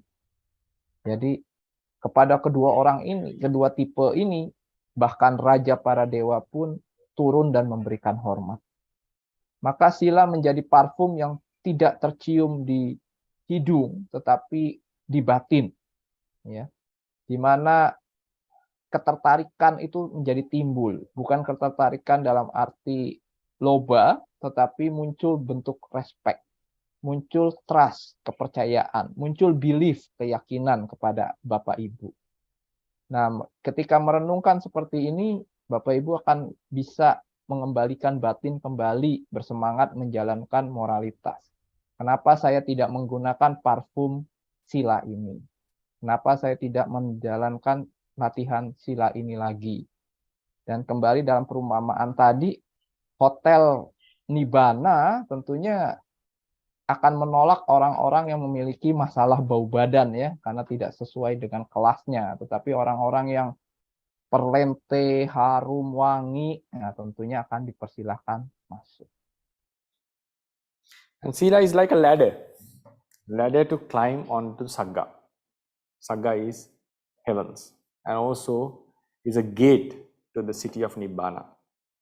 So then you contemplate like that, find out the importance of sila. And sila is necessary for samadhi. Samadhi is necessary for panya, vipassana, for the attainment. So therefore, sila has to be our basic foundation in all our practice, spiritual practice. The foundation of spiritual practice is like it grows from sila. Dana is the basic foundation quality, that the mindset that we have to have, giving up. Only when we are giving up, we will be able to practice sila. Sila is also a giving up. With dana, we give up the attachment towards the objects. Sila, we are giving the attachment towards our bad habits. Right? It's also a giving up. And this sila becomes a foundation for samadhi and panya to grow. So, if no sila, if there is no sila, there is no expectation of samadhi, panya, or attainment. So therefore, sila is the ladder or the staircase in order to climb to the Sagga, the divine realms, and then it's the gate into the city of Nibbana, and it is the foundation for our all spiritual qualities. So therefore, one has to focus very much in order to fulfill Sila. So when you contemplate like this, the Sila Pāramī will be able to incline towards the Sila Pāramī. Cara yang lain yang bisa dilakukan adalah merenungkan sila sebagai tangga menuju surga, gerbang menuju kota Nibbana. Sila sebagai fondasi dari seluruh latihan praktek spiritual kita. Tanpa sila tidak akan bisa ada samadhi yang benar. Tanpa samadhi yang benar tidak mungkin mencapai kebijaksanaan panya. Tanpa panya tidak mungkin pencapaian Nibbana. Karena itu sila menjadi fondasi yang penting. Sila juga merupakan dana yang lebih unggul, bisa dibilang. Jadi setelah kita mengenal dana Pāramī, sila ini lebih unggul lagi dalam dana. In some sense, sila ini ya dana. Ketika dana kita memberikan bentuk-bentuk pemberian tertentu, ya. Tetapi ketika sila ini spesifik, yang kita lepaskan adalah kebiasaan-kebiasaan, perilaku-perilaku buruk kita. Kita perlu merenungkan bahwa tanpa sila tidak ada harapan bagi kita untuk pencapaian Nibbana. Boro-boro Nibbana, samadhi aja tidak bisa tercapai tanpa sila yang kokoh. Maka ketika kita memahami ini, kita perlu bisa lebih fokus dalam menerapkan sila dalam kehidupan kita. Right. So that would be the lecture today, because we need to give some time for the questions, and also it's so therefore today I focused on reflection of Pāramī. That I'll take this talk to the next session as well. How to contemplate regarding the remaining Pāramīs, Nikkamma, Viriya, Panya, and so forth. So today we focused on how to reflect on developing Dana Pāramī and Sila Pāramī. Few contemplations. For the Dana, how to contemplate in order to get rid of your attachment towards the stuff, to the things. Think about the value of Nibbana that you are getting by it, and think about the natural law of impermanence, that surely we are going to lose this stuff one day. So before that, we are going to accumulate a great merit for the samsara and to attain Nibbana as well. And think about the ones who are asking as helpers, who are helping us to walk on the path towards Nibbana. So there are many other ways of contemplating, but these are very useful contemplations. Sila, think Sila as a cloth that helps you to make your character very nice, and think Sila as a perfume that you need to apply in your body, in yourself. Think Sila as a ladder towards Nibbana, the Sagga, the divine realms, and a gateway to the Nibbana. And also it's a foundation for all, the ground for all the spiritual qualities. So when you keep on thinking like this, positively again and again, automatically your mind starts to incline towards Pāramīs. So this contemplation, white contemplation, is very, very important. So our sasana, the growth in our sasana depends mainly on these two. Contemplating the benefits and contemplating the disadvantages. Disadvantages of not practicing properly. Advantages or benefits of practicing. So when you keep on contemplating like that, urge, intention would naturally come up. So therefore, it's very important that we do these reflections, not only for Pāramīs, for whatever activity we do. Even we are doing a certain occupation. If the job is very important, you have to see the benefits of doing it and not doing the disadvantages of not doing that, right? In studies even. For example, if you are stuck in a, if you have to study in a foreign country, and if you are missing your parents, if you are homesick, what is the way? The parents would say, think about the future, think about the benefits, think about the disadvantages if you come without finishing the degree. Yes, when you keep on contemplating, you happen to stay there, right? Same thing in the practice. Sometimes we feel, how do I get the urge? I'm not very energetic. It's because we have not seen the dangers very clearly. It's not because we haven't seen the benefits very clearly. then sometimes we do see, but we are not interested in it. See it to a level that the interest comes. I think if we normally see that, okay, certain food are not helpful to us, so not healthy, but still we use it. We're not worried about that much. But if you know that this kind of a thing, poison, something, is very harmful, we're not going to look at that, right? So we haven't understood the disadvantages of practice very thoroughly. We haven't understood the benefits of the practice very thoroughly. So therefore, what we are supposed to do is listen to Dhamma very deeply, think about Dhamma deeply, contemplate wisely. Wise contemplation is very important. So two aspects of wise contemplation, seeing the disadvantages and seeing the advantages. So therefore, I hope this talk was useful to you, to at least to some degree. So I'll continue with the remaining reflections in the next talk. And you are allowed to ask questions.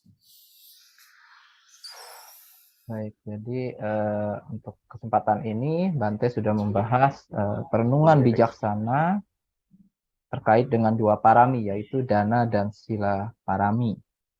Di mana untuk dana parami, perenungan yang bisa kita lakukan adalah salah satunya dengan memahami manfaat atau nilai daripada pencapaian nibbana. Yang kedua adalah dengan merenungkan ketidakkekalan. Tentunya kita akan kehilangan semua kepemilikan kita suatu saat nanti. Lalu perenungan yang ketiga adalah kita memandang orang yang membutuhkan itu sebagai penolong bagi kita untuk mencapai nibbana. Perenungan untuk terkait dengan sila adalah merenungkan sila itu seperti pakaian. Tanpa sila kita seperti telanjang. Sila merupakan pakaian untuk karakter kita. Merenungkan sila seperti parfum. Merenungkan sila sebagai tangga menuju surga, pintu gerbang menuju nibbana. Sila sebagai fondasi daripada semua latihan spiritual. Maka di sini Bante menerangkan bahwa pada intinya ini bisa dipakai, kalau kita paham prinsipnya, ini bisa dipakai untuk semua macam posisi, ya. Karena kunci daripada praktek spiritual Buddhisme ya dua ini. Pertama adalah mendengarkan Dhamma dan kemudian merenungkannya secara bijaksana. Perenungan bijaksana itu maksudnya apa? Perenungan bijaksana adalah kita memahami manfaat yang ingin kita capai, dan kedua, bahaya bila kita tidak mencapainya, atau bahaya daripada kondisi ini. Seperti contoh, misalnya seorang yang sedang belajar di luar negeri, kuliah di luar negeri, lalu timbul homesick, kangen rumah luar biasa. Apa yang dilakukan dalam kondisi ini? Orang tua akan mengingatkan, sabar nak, ingat masa depan kamu, jangan pulang sekarang, ingat masa depan, apa yang bisa kamu raih. Nah, seperti itu. Ini adalah merenungkan manfaatnya. Dan yang kedua adalah merenungkan bahayanya. Jika kamu pulang sekarang, maka kamu akan kehilangan ini, dan. Nah, demikian juga kita dalam praktek spiritual, tadi Bante katakan, kita mendengarkan Dhamma, dan kemudian kita merenungkan secara bijaksana. Apa manfaat dari cita-cita yang ingin saya capai? Misalnya nibbana, apa manfaatnya? Apa bahayanya bila saya di dalam kondisi ini? Seperti itu. Jika kita merenungkan secara bijaksana seperti ini, maka kita akan terus memiliki semangat jalan on track dalam parami.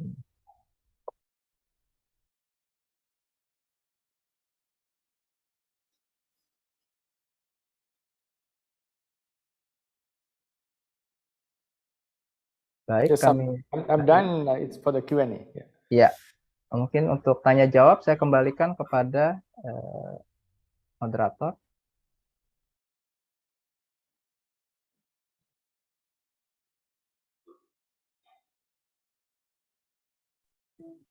Vandami Bante, my name is Eric and I will guide the Q&A session. Sahabat Dhamma, silakan bertanya langsung via Zoom dengan klik raise hand atau melalui kolom chat. Tadi saya lihat ada pertanyaan yang masuk. Okay, the first question is from Mita Pala. Vandami Bante, similarly about expensive degree and burning house is so inspiring. It really helped me to perceive the logic of dana and the connection between dana and its result. Also the simile of cloth, perfume, leather, and sila, it really gladdened mind through the understanding of the logic. Could Bhante please give me a similar simile to help eliminate the logic of benefit doing anapanasati, observing this mere breath? I still can't get strong logic about anapanasati practice and its direct benefit because it sometimes felt like doing nothing useful, not like dana. If one has attained jhana, magga, or phala through anapanasati, I can understand that. What I mean is how to understand the direct benefits of doing anapanasati for beginner, which not yet attain anything, so the mind is still like in the process and not hurrying the result. Anumodami Bhante. I think you need to translate this, right? Yes, Bhante. Untuk slide translation-nya. Langsung diterjemahkan Indonesia aja, Pak Erik. Oh, oke, boleh. Sebentar. Adish, I can do, right? Oke. Wandami Bante, perumpamaan tentang ijazah yang dari universitas yang mahal dan juga rumah yang terbakar itu sangat menginspirasi. Ini membantu saya dalam menangkap logik daripada dana, koneksi antara dana dan hasilnya. Juga tadi Bante sampaikan perumpamaan tentang pakaian, tentang parfum, tentang tangga, dan sila itu sungguh membuat Bapak atau Ibu Mitapala ini berbahagia karena dapat memahami logikanya. Apakah Bante dapat memberikan perumpamaan yang mirip untuk membuat saya bisa memahami logika manfaat melakukan anapanasati, mengamati sekedar nafas? Saya saat ini belum bisa mendapatkan logik yang kuat terkait dengan praktek anapanasati dan manfaatnya, karena ini kadang terasa seperti nggak dapat manfaat apa-apa ya, tidak seperti dana ya.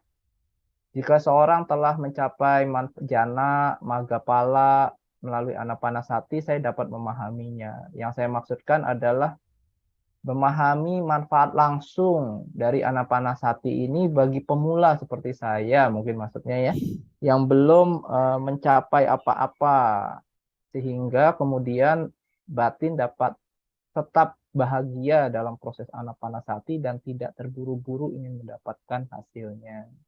Anumodami Bante. Lokas gini.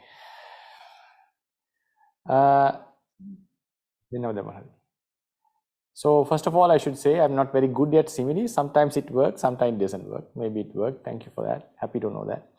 So I would like to say, like, this kind of question comes normally when we are very I don't want to, I'm not in a judgmental way. It's like sometimes we want something, like, for instance, we want the results.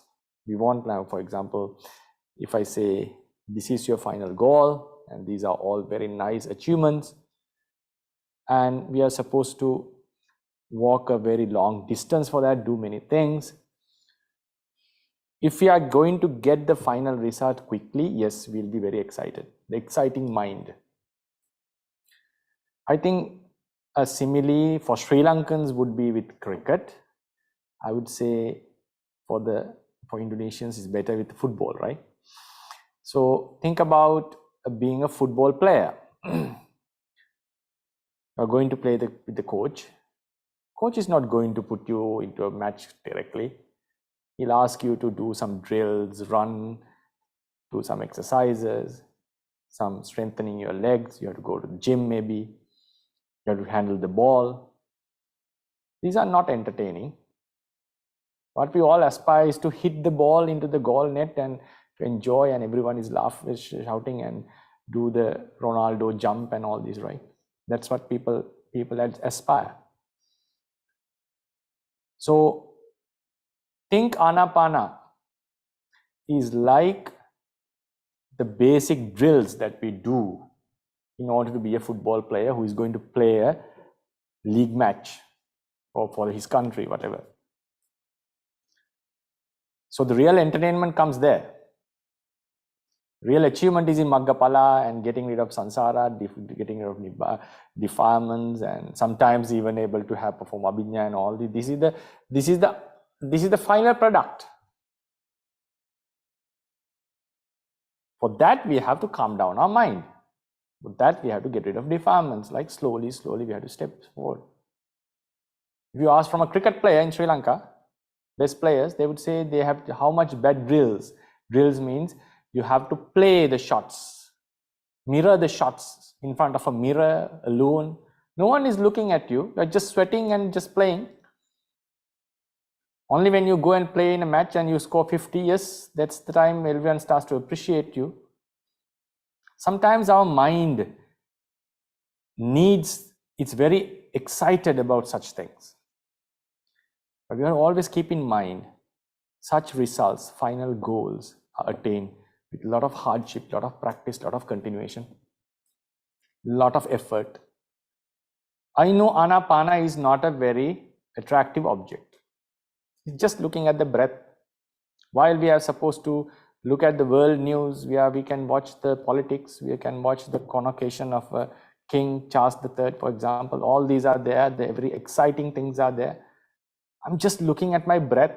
What am I doing? It's objects of question. I know one of my teachers actually once said, he felt the same while doing Anapana, and he preferred the Vipassana, dry Vipassana. I'm just looking at the breath going in and up, out. So it's obvious, it's not even Kasina is okay, it's something at least very colorful. Something you are looking at an object. Maybe Asubha, it's repulsive, but still looking at the body parts and all this. But this is just, it has no color, nothing, is just felt on the nose. Just going up and down is the same thing. Yes, that dullness can come. I appreciate that. I acknowledge your question. So the benefits are utmost, that very great. It will subdue your defilements. It's like a rain falling onto a dusty earth. The dust will subdue. Sorry, it helps you. It helps to calm yourself down. It will help you to develop your concentration. It helps you to improve in your studies, to focus on your work, to make proper decisions. There are a lot of benefits. I'm not going to talk about the benefits. You asked for a simile, right? Talking about benefits is something, sending a simile is something. So think about the football player. So the match is like Maggapala and all this. Scoring a goal in front of thousands of people. That's everyone wants. That's what one goes into football, not to do drills and all, right? He wants to play in the game. He wants to be famous. This is the desire. But you cannot just go there. No coach will put you into a game, just you went to a team and said, I just want to play. No, then you have to do some drills. You have to do the controlling. You have to run. You have to strengthen your legs. These are not entertainment. No one is looking at you even. You have to do by yourself. Even has to do it at home. And all the sweating and all the hardship, pain, we will feel, oh, is it necessary? Rather than we go and watch a football match, others playing, enjoyment is there rather than doing this. Because I used to play cricket when I was a lay boy. The first thing that I didn't like most is doing the drills. I just like to go and play the match. And it affected me. When I was going to senior teams, I started to fail because I was not doing my drills. So likewise, think about this level of practice in meditation, Anapana, in this way. I know there's no way that you can make it attractive. Only way, you have to meditate, keep on going, the results will come. When you start to experience the bliss, when you start to experience the calmness, then you don't need to reach the Maggapala levels. At a certain level, you start to feel the calmness. You start to feel that your mind is more focused, more relaxed. You are taking better decisions in life. You are not tempted by certain objects. You are not distracted by certain objects like others, like in the past. So you'll start to see the benefits. Then you'll start to see. Even still, the Anapana is not attractive. It's just still looking at the breath. But then you see the benefit. But when you start to feel the bliss in meditation, while meditating, that will be entertaining, right? Then you'll be able to forward. Baik. Ya, Bante tadi mengatakan ya kadang perumpamaan tuh bisa efektif, bisa nggak efektif tergantung situasi masing-masing orang ya. Tadi Bante mengatakan bahwa Bante bisa memahami ya situasinya dalam anapanasati gitu ya. Anapanasati mengamati napas masuk, napas keluar gitu ya.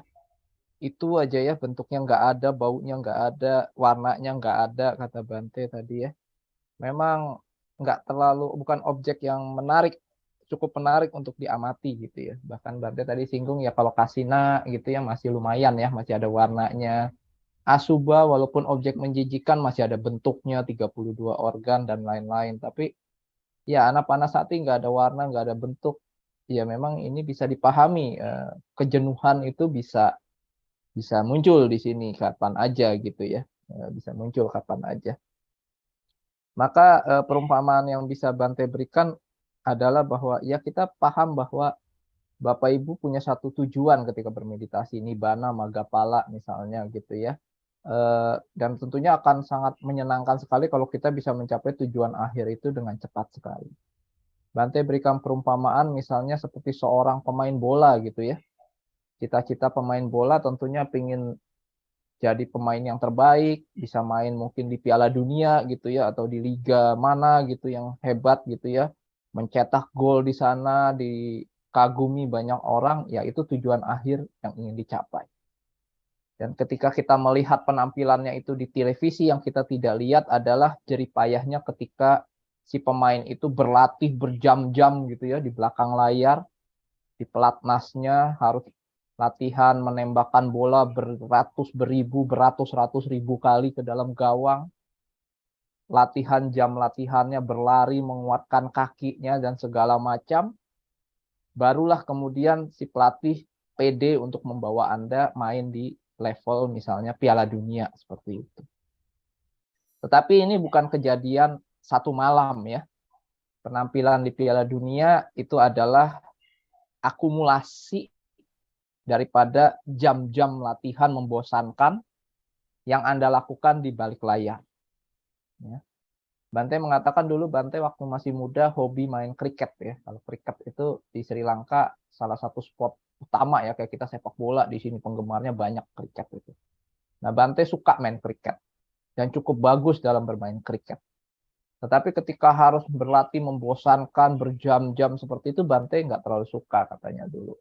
Lebih suka kalau bisa ya udah main aja kriket di lapangan gitu.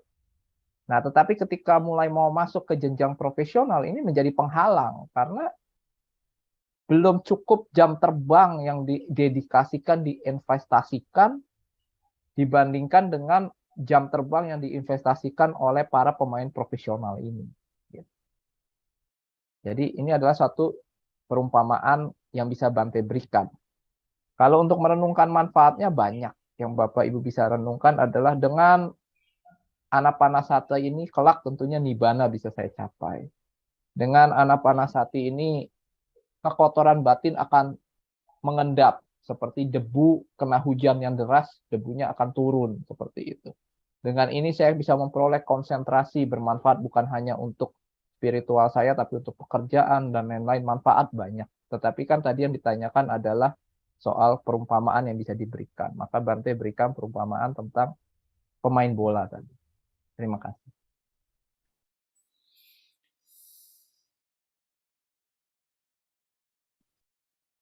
Baik, untuk pertanyaan selanjutnya.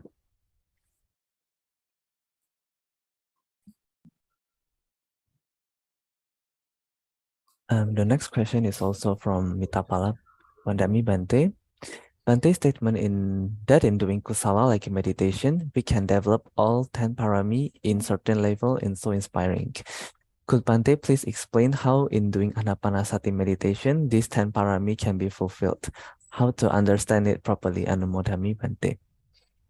Wandami Bante, pernyataan Bante tentang melakukan kusala seperti meditasi dapat membentuk semua 10 parami sangat menginspirasi.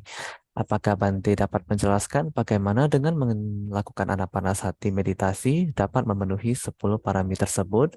Bagaimana dapat memahaminya dengan baik? Anumodami Bante. Okay, so these are the normally it says that to be true, I didn't expect this question actually. So it is said in the Dhamma that when you are doing certain activities like meditation, you can fulfill all the 12 paramis to a certain degree. So now we are doing meditation. How do you understand dana? It's a tough one. Dana is threefold: Amisa dana, Dhamma dana, Abheya dana. Amisa dana is giving something. When you are meditating, you are not giving anything to anyone, right? Dhamma dana, you are not talking any Dhamma to anyone.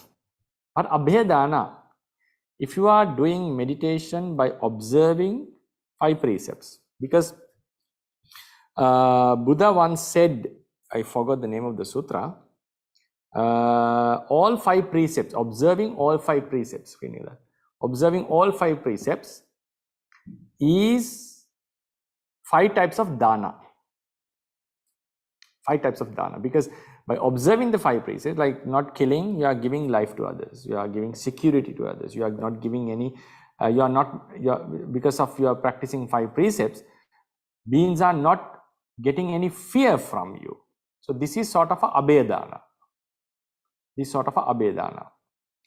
Therefore, when you are practicing anapanasati, having observed the 5 precepts, you are performing a certain type of abhedana to many beings. It's not only giving life, you are not giving any fear to others. Then when you observe sila, it becomes sila parami as well. So according to Buddha, sila can be a dana in one sense, right? So you are fulfilling dana, you are fulfilling sila. Nikkamma, getting rid of defilements. Obviously there are 5 types of nikkamma. I shall explain when it comes to the lecture about nikkamma. We call nikkammang pabbajja patamanjanang samatocha nibbanancha vipassana sabbhepi kusala dhamma nikkammanti paucchati. There are 5 types of nikkamma according to our tradition, Theravada. Pabbajja, renunciation, becoming a monk, obviously is the very high nikkamma. Nikkammang patamanjanang, practicing samatha and attaining first jhana, you get rid of defilements, 5 hindrances. Patamanjana. Pabbajja patamanjanang nibbana. Nibbana is the relinquishing or getting rid of all the sankata. Sankata means all the conditioned realities and defilement. Vipassana, by practicing vipassana, we get rid of certain defilement. Sabbhepi kusala dhamma, all types of kusala is sort of a nikkamma. So while we are practicing anapanasati, we are developing samadhi, we are developing kusala, is obviously a nikkamma. Panya, very high wisdom arises when you are well focused on an object, because in samatha we develop a certain type of wisdom. That wisdom gives you the understanding, the benefits of samatha, benefits of getting rid of sensual pleasures. You are getting that understanding throughout the meditation. And also mind is occupied by wisdom, highly concentrated mind. Panya parami is developed. Then virya, obviously you have to have strong energy to continue in meditation for maybe to 10 minutes, 15 minutes, half an hour, 1 hour. Kanti, patience should be there. Sometimes mosquitoes may bite you, pains may appear in your body, in leg, on the backside. You have to endure that. That's kanti. Then satcha, when you have observed the precept, the musavada veramani, that also includes us. Because satcha is threefold: speaking truth, abstaining from lying, keeping the promises, and helping others with the power of your truthfulness. These are the 3 types of satcha parami, which I shall explain in the lecture about satcha parami. So here you have observed the panchasila, so you are fulfilling the satcha parami during that time as well. Kanti, satcha, aditthana, determination obviously should be there to continue the meditation, especially when you are doing it as a daily routine. Yes, there should be a lot of determination not to break the schedule. Aditthana, metta, if you have sat in the meditation, having thought that I'm not giving any harm to others, that metta feeling, especially if you observe the Panchasila before that, the metta chitta is there because I'm not harming anyone, and you can spread some metta before that. And then upekha, in your meditation, when you are getting bliss, when you are getting pain, you have to have some kind of upekha like equanimity at that. Otherwise, if you are very excited about the practice, you're going to lose the concentration. If you are you are adverse towards the pains in the body, you're going to lose the concentration. There should be at least some type of upekha. So this is a very minimum level of 10 parami fulfilling. I just cannot say that just by doing meditation you are fulfilling all the 10 paramis and getting liberated. No. So one way or another, 10 paramis can be explained in such a practice. But if you are supposed to practice dana parami, you have to give certain things in order to fulfill dana parami. Sila parami, you have to practice sila during your life, not to abstaining from bad habits. Nekkhamma, you have to renounce, you have to get rid of certain sensual pleasures. Paññā, you have to listen to Dhamma and increase your wisdom. So it's not that just sitting for Anapana you are going to fulfill all 10 parami and attain. But during a certain session, we can say a minimum level of 10 paramis can be developed as mentioned during a meditation session. So that is not to say that all 10 can be fulfilled in that way, right? So that would be the answer.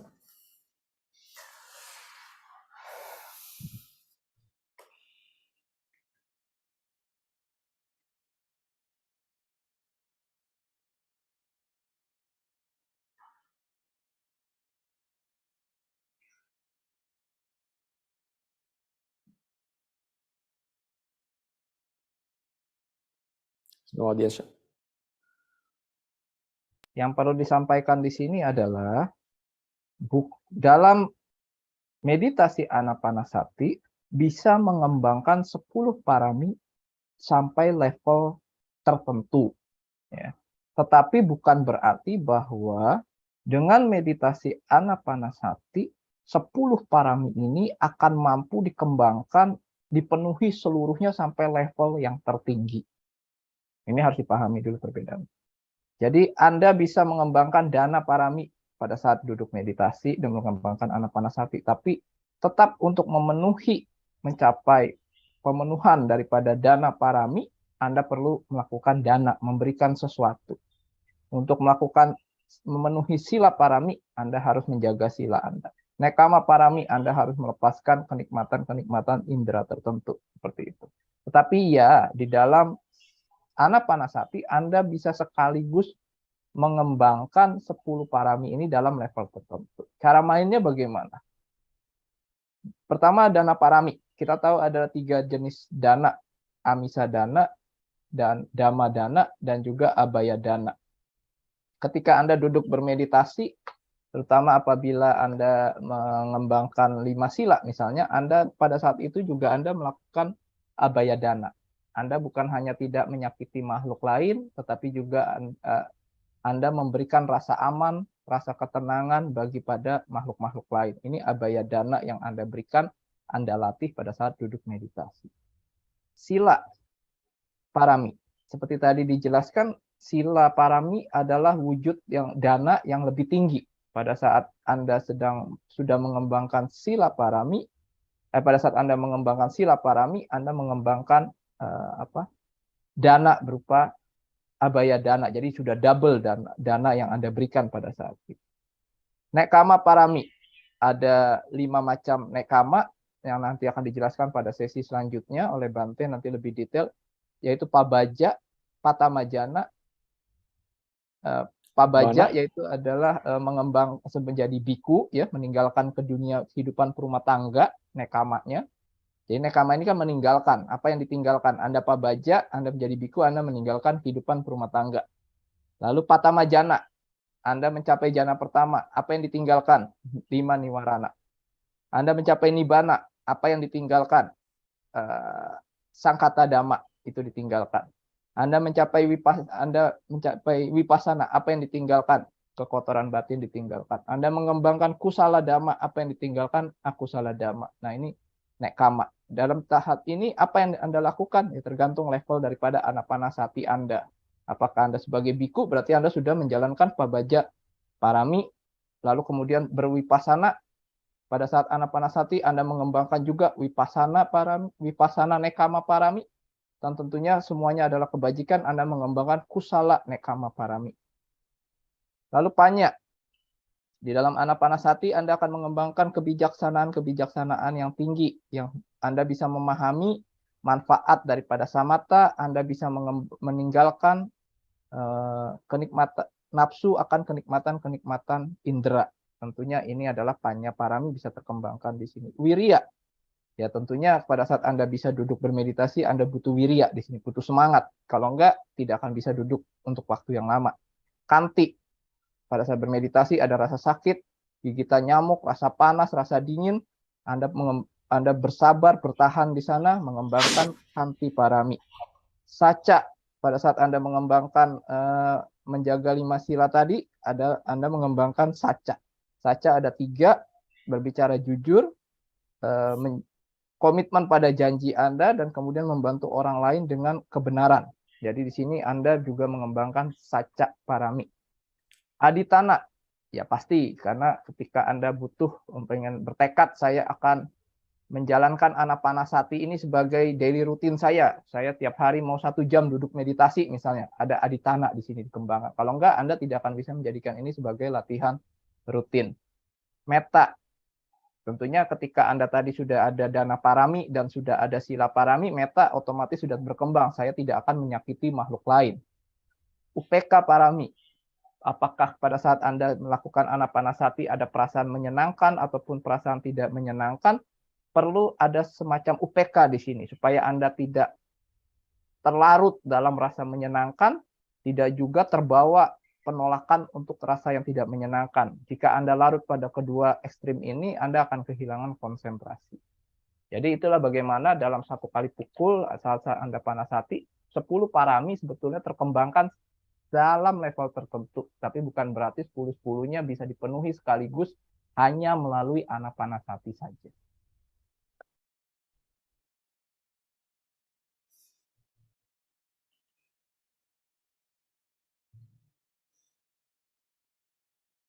Eric?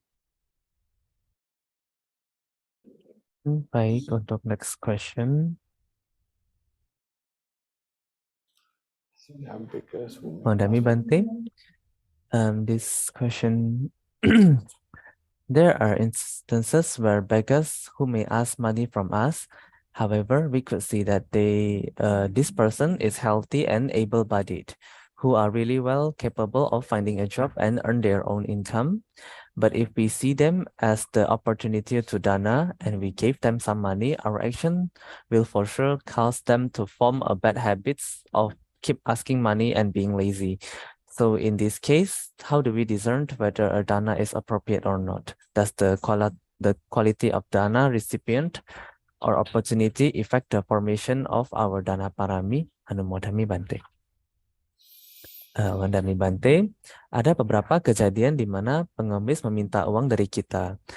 Tetapi kita sendiri dapat melihat bahwa orang ini sehat dan tidak bercacat, mampu bekerja dan mencari nafkah sendiri.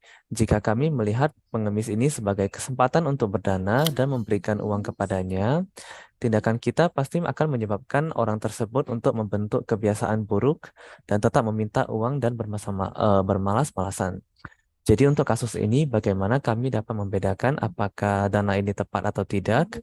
Apakah kualitas penerima atau kesempatan dana mempengaruhi formasi dari dana parami kita? Anumodana. Okay. This is a question that has to be looked into in various angles as far as I see. I can give you a direct answer, but it can be looked in various ways in terms of socially, in terms of accumulating merits, in terms of when you think about the social contract, like how we are contributing to society and so forth. And if think about the one who is ruling the country, think about the ones who are formulating policies in the country. So likewise, this thing can be looked into various ways, and all the approaches, I would say, can be beneficial in different ways. So the direct, straightforward answer would be, if we think in this way, if the Bodhisattva had been thinking in this way, he'd never be able to fulfill Dana Paramis, right? For example, how can he give his children and wives, which is a controversial topic today? How could he be able to give limbs, ones who are in, for example, someone comes in thirst and someone wants to have some blood for some reason, to drink, to quench his thirst. Obviously, we would say, try to quench your thirst with something else, right? That's not the way that he thought. Someone comes to ask him for ice. So you should not do that. You have to try to understand. You should not be asking something very valuable from someone. You have to try to live yourself according to your conditions. That would be a good advice to someone. But if the Bodhisattva had been thinking like that, he would never be able to fulfill his paramis, giving all these things that we would never ever think to give even in dreams. So therefore, if you are thinking about the utmost level of parami, the level of the receiver is not a concern at all. Not at all. That's why I mentioned in the beginning, that is the biggest problem in Deva world. Deva world, they cannot give dana because everyone is well afforded. They have everything. They have their needs, basic needs. No one is going to accept your dana. So if you think in that way, if someone is still well affordable, like we have a good, capable of working and earning their money, someone is asking, oh, still it's a help that you are giving me to fulfill the parami. That is the utmost level of thinking. But for example, as a parent, the child is still keep on asking. If you think about his future, we would say, no, it's time. Now you have to find your own earning. That's the benefit, that's the guidance that a parent has to give the child. So that's why I said this certain question can be looked in various ways. A parent always doing the duties, the children's work would spoil them. And think about someone who is creating a social policy. Obviously, as you ask the question, if everyone starts to, he will get a bad habit to ask him money, and he will not be contributing to the country's economy in a positive way.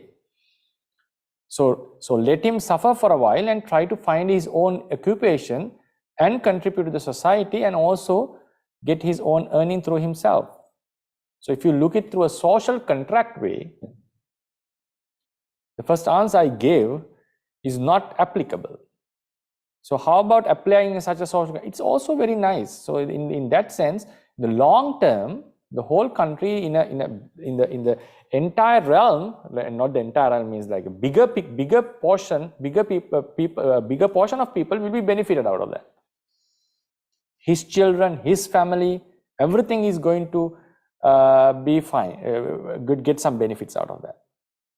So therefore, you can look into this question in various ways, and all these approaches, I would say, have benefits. But if someone is thinking in a very utmost level of practicing paramis, these things are not their concern.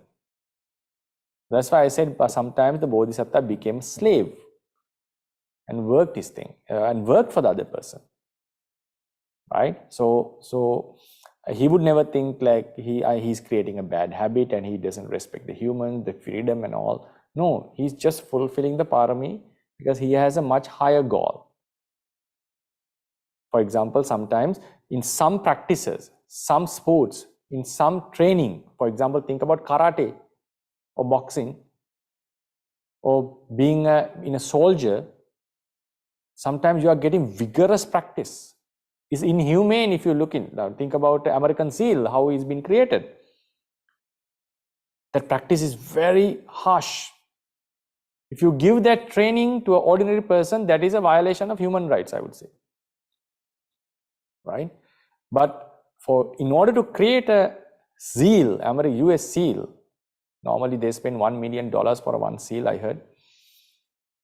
So they have to go through this vigorous practice. Only then such a person who is capable, who can match for 10, 12 other ordinary soldiers would be created.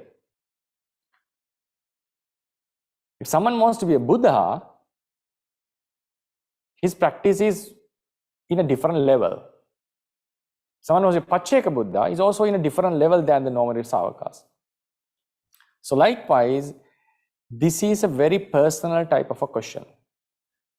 Different people may approach differently. Even a Bodhisattva, if he wants to, in some lives, when he wants to serve the entire country, he would surely say, if he's more making a policy, if he's making a system, he would say, he would ask people not to beg. He would ask people to work for themselves and earn for themselves. Because in the bigger picture, that's the way a country is developed. So he's serving the country in a different way. But in some lives, he's just individually giving dana. So what matters is your approach. What matters is your approach, how you think. Personally, according to Dhamma, I'm not in a position to give an exact answer for this type of a question. It's a very good question. It's a very broad one, deep one, should be addressed.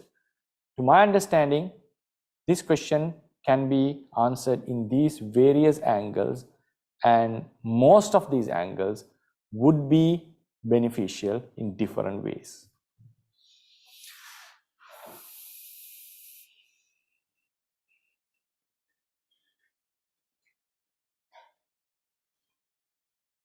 Baik, Bante, berterima kasih. Ini pertanyaan yang bagus, sangat luas. Tetapi ini harus dibahas dari berbagai angle sebetulnya. Dan setiap angle itu akan memiliki konsekuensi dan manfaatnya masing-masing. Seperti itu. Jadi dari sisi Bante sebagai dalam kacamata Buddhisme spiritual, Bante akan memberikan pandangannya. Jadi kalau dari sisi spiritual dikatakan bahwa ketika kita bicara soal parami, maka soal penerima itu tidak lagi menjadi pertimbangan. Tidak lagi menjadi pertimbangan. Tapi tentunya ada angle-angle lain yang tadi seperti diangkat, kalau secara sosial nanti orang itu jadi bermalas-malas, memanfaatkan situasi, tidak berkontribusi bagi masyarakat, bla bla bla, bisa. Apakah sebaiknya kita biarkan dia menderita dulu sebentar supaya dia lebih semangat nanti cari kerjaan sehingga bisa berpartisipasi? Bisa dari satu sisi. Ya. Tetapi kembali, jika bodhisatta berpikir seperti itu pada saat dia sedang mengembangkan paraminya, maka tidak akan terpenuhi parami tadi. Nah, ketika kita bicara soal level pencapaian sama-sama Buddha, pemenuhan parami seorang sama-sama Buddha, atau bahkan Pacceka Buddha, ini kita bicara level latihan parami di level yang udah beda kelasnya dengan apa yang kita pikirkan dalam level pertanyaan tadi ketika kita masih berdebat. Oh, ini secara sosial begini, secara ini seperti ini. Itu sudah lain levelnya. Bagi seorang bodhisatta sudah jelas. Tujuannya adalah nibbana, menyelamatkan makhluk sebanyak mungkin pada saat perjalanannya. Yang lain semua harga siap dibayar. Nah, jadi bagi seorang bodhisatta itu sudah clear tujuannya. Kalau masih bertanya, ya nggak apa-apa, tapi artinya belum clear. Gitu, ya. Nah, bagi seorang bodhisatta ini sudah clear, maka apapun akan dibayar harganya. Latihannya menuju sana itu beda levelnya. Tadi Bante berikan contohnya seperti seorang prajurit komando ya, Navy SEAL ya, di mana satu prajurit mampu melawan 10-12 prajurit biasa gitu ya, Navy SEAL itu. Nah, untuk bisa mencapai level kecakapan, ketangguhan seorang Navy SEAL, itu level latihannya beda. Bahkan level latihan yang investasinya tadi kurang lebih untuk mencetak satu Navy SEAL bisa $1 juta per orang. Lalu level latihan yang diberikan kalau itu kita terapkan ke orang sipil seperti kita, wah itu bisa dianggap melanggar hak asasi manusia. Karena sangat berat. Seperti itu. Tetapi dampaknya adalah terciptanya seorang prajurit komando siap aksi yang mampu misalnya menampas terorisme, misalnya seperti itu. Level latihannya beda. Nah, menjadi seorang sama Sang Buddha juga sama. Level latihannya beda dan tidak terbayangkan oleh level orang biasa seperti kita. Tetapi kembali Bante tekankan, ini pertanyaan yang perlu ditelaah dari berbagai sisi dan setiap sisi punya resiko dan manfaatnya masing-masing. Seperti itu. Terima kasih.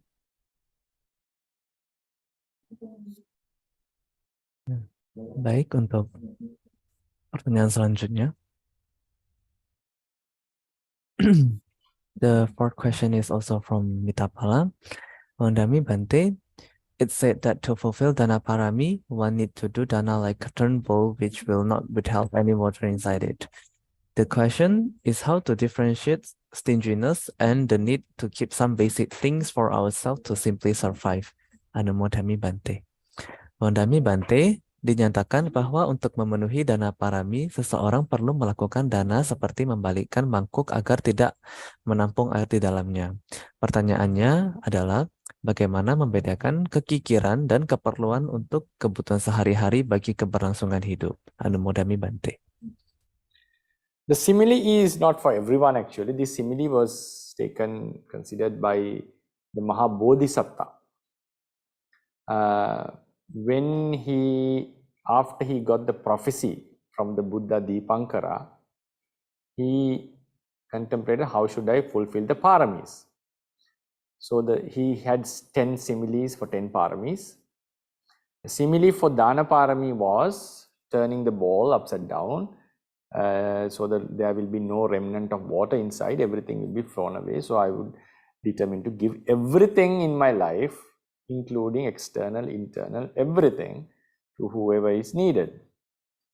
So that's what he has to supposed to do. In order to be a Buddha, he has to give everything, right? But for Pacceka Buddhas, they don't need to give their lives, they have to give their limbs. To be a Savaka, they have to give the external stuff. But not everyone has to give wives and children, no. So now this is a simile that the Buddha, the Bodhisattva had determined for himself. It's not that Savakas have to give such the type of dana. So then how to differentiate stinginess with the need? That's what we have to develop with common sense. Very difficult to show the cut because it differs from the person to person. Some life the Bodhisattva has been giving things. Even he was starving, still he was giving. So that is the determination he had in such lives. But in some lives, no, he didn't give much. He enjoyed the kingship, he controlled the country, and he lived a different life. So it's the person's determination, person's decisions determine whether I give or not. Not giving is not a fault. That keep that in mind always. Not giving is not a fault. Sometimes monks even don't give. Now Uppalavanna, our great Arahant, Teri, when she came to meet the Buddha, once Uday asked for her underrobe. He had a very strange desire. He wanted to take the robe while she's removed. He wanted to see her body. Then Uppalavanna said, Venerable Sir, Bhante, we are bhikkhunis, we are ladies, and we are getting very less requisites. That was the phenomenon. Ladies were not well afforded as nuns. It still happens in Sri Lanka, Myanmar. The nuns are not much afforded like monks. So therefore, she said, no, she's an Arahant. She said, I have less requisites. These are the only robes that I have. I cannot give you. Somehow Uday managed to take it, and she also managed to cover her body with her psychic powers. That was a different story. So it shows that keeping things for your need, keeping things for your future, keeping things for your children, keeping some things for your enjoyment is not stinginess. It's not stinginess. So it's always okay to say, no, I cannot give. Buddhism is not such a doctrine that you have to give when someone asks. No, it's solely up to you. There's no fault in it. But if someone makes a determination, no, I will give whenever someone asks, that is his decision, like a bodhisattva. In some lives, bodhisattva gave everything and even cut grass and earned money, and still he gave. His main purpose was to give. And even he didn't have food, but still he was giving whatever he was getting. So that was his vigorous practice, because he wanted to be a special person in future. So therefore, it's up to you to decide. Sometimes when we have the certain needs, if the mind is have learned certain stories, sometimes we may feel like, oh, I'm doing some fault by not giving certain things. I'm supposed to give dana. No, don't have that guilt in you. Whether you give or not is perfectly okay. If you give, it's a bonus thing.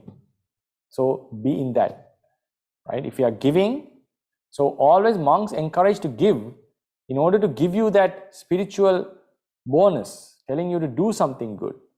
But breaking the precepts is a different. It's a basic. It's a fault. You're harming others. Breaking the precepts. You are not following the 5 precepts. It's a fault. Not giving is not a fault. But if you are not giving at all, then we can say it's a very bad thing, not very appreciative. So therefore, it is something that we have to decide by ourselves, like normally with the common sense. And so always keep it in mind, not giving is not a fault. I think that would makes you to see the thing in a better way.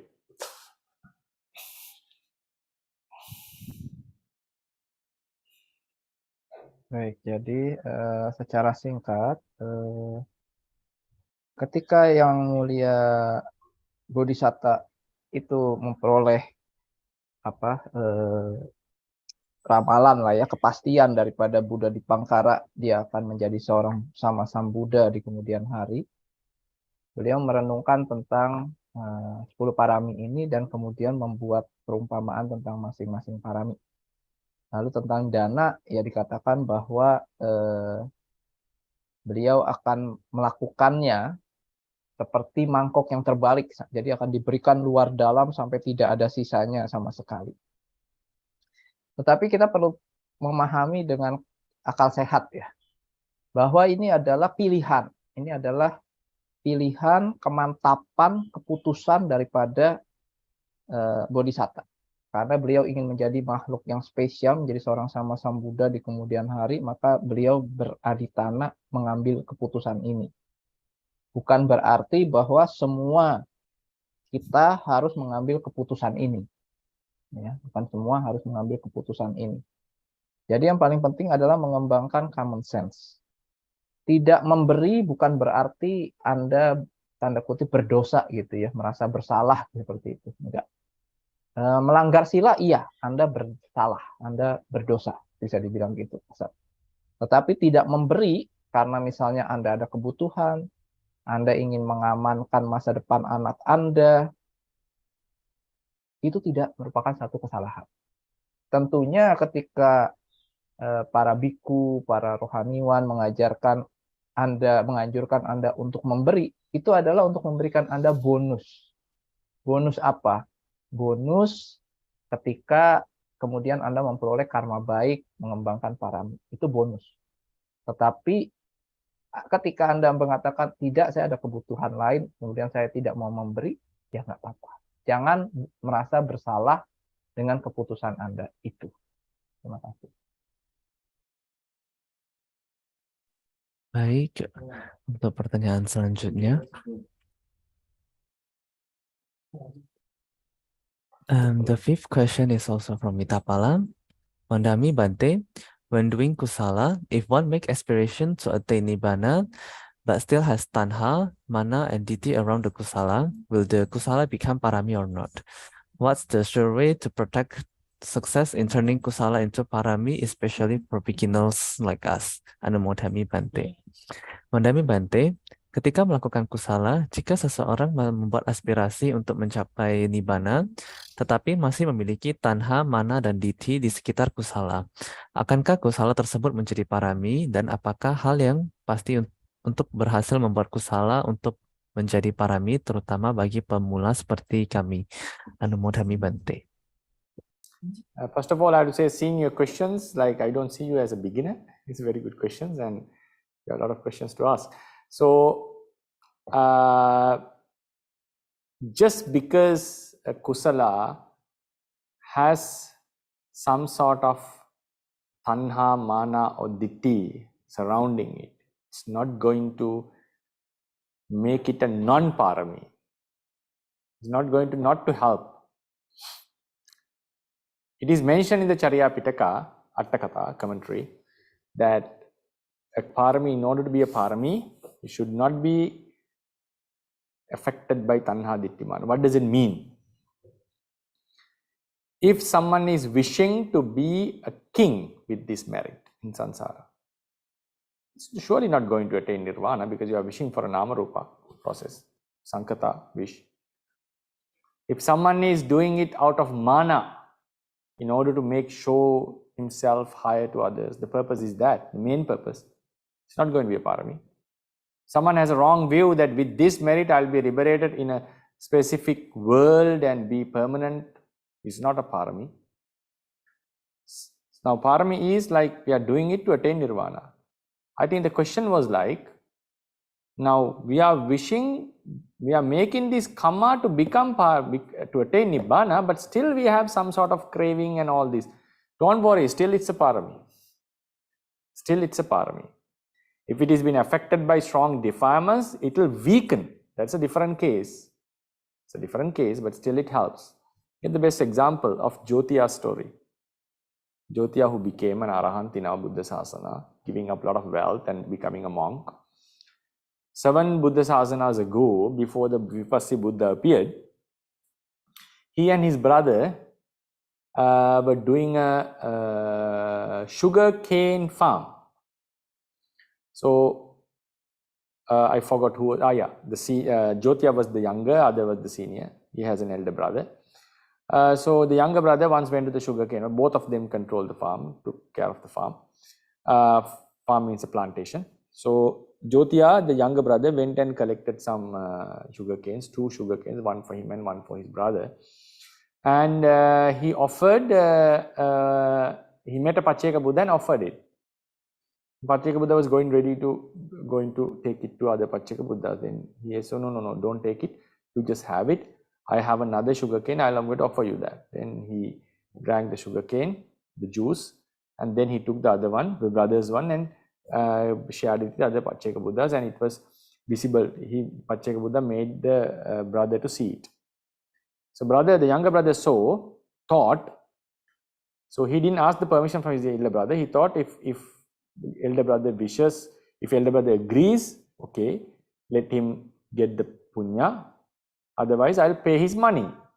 That was his decision. So he gave his sugar cane and the brother's sugar cane as well.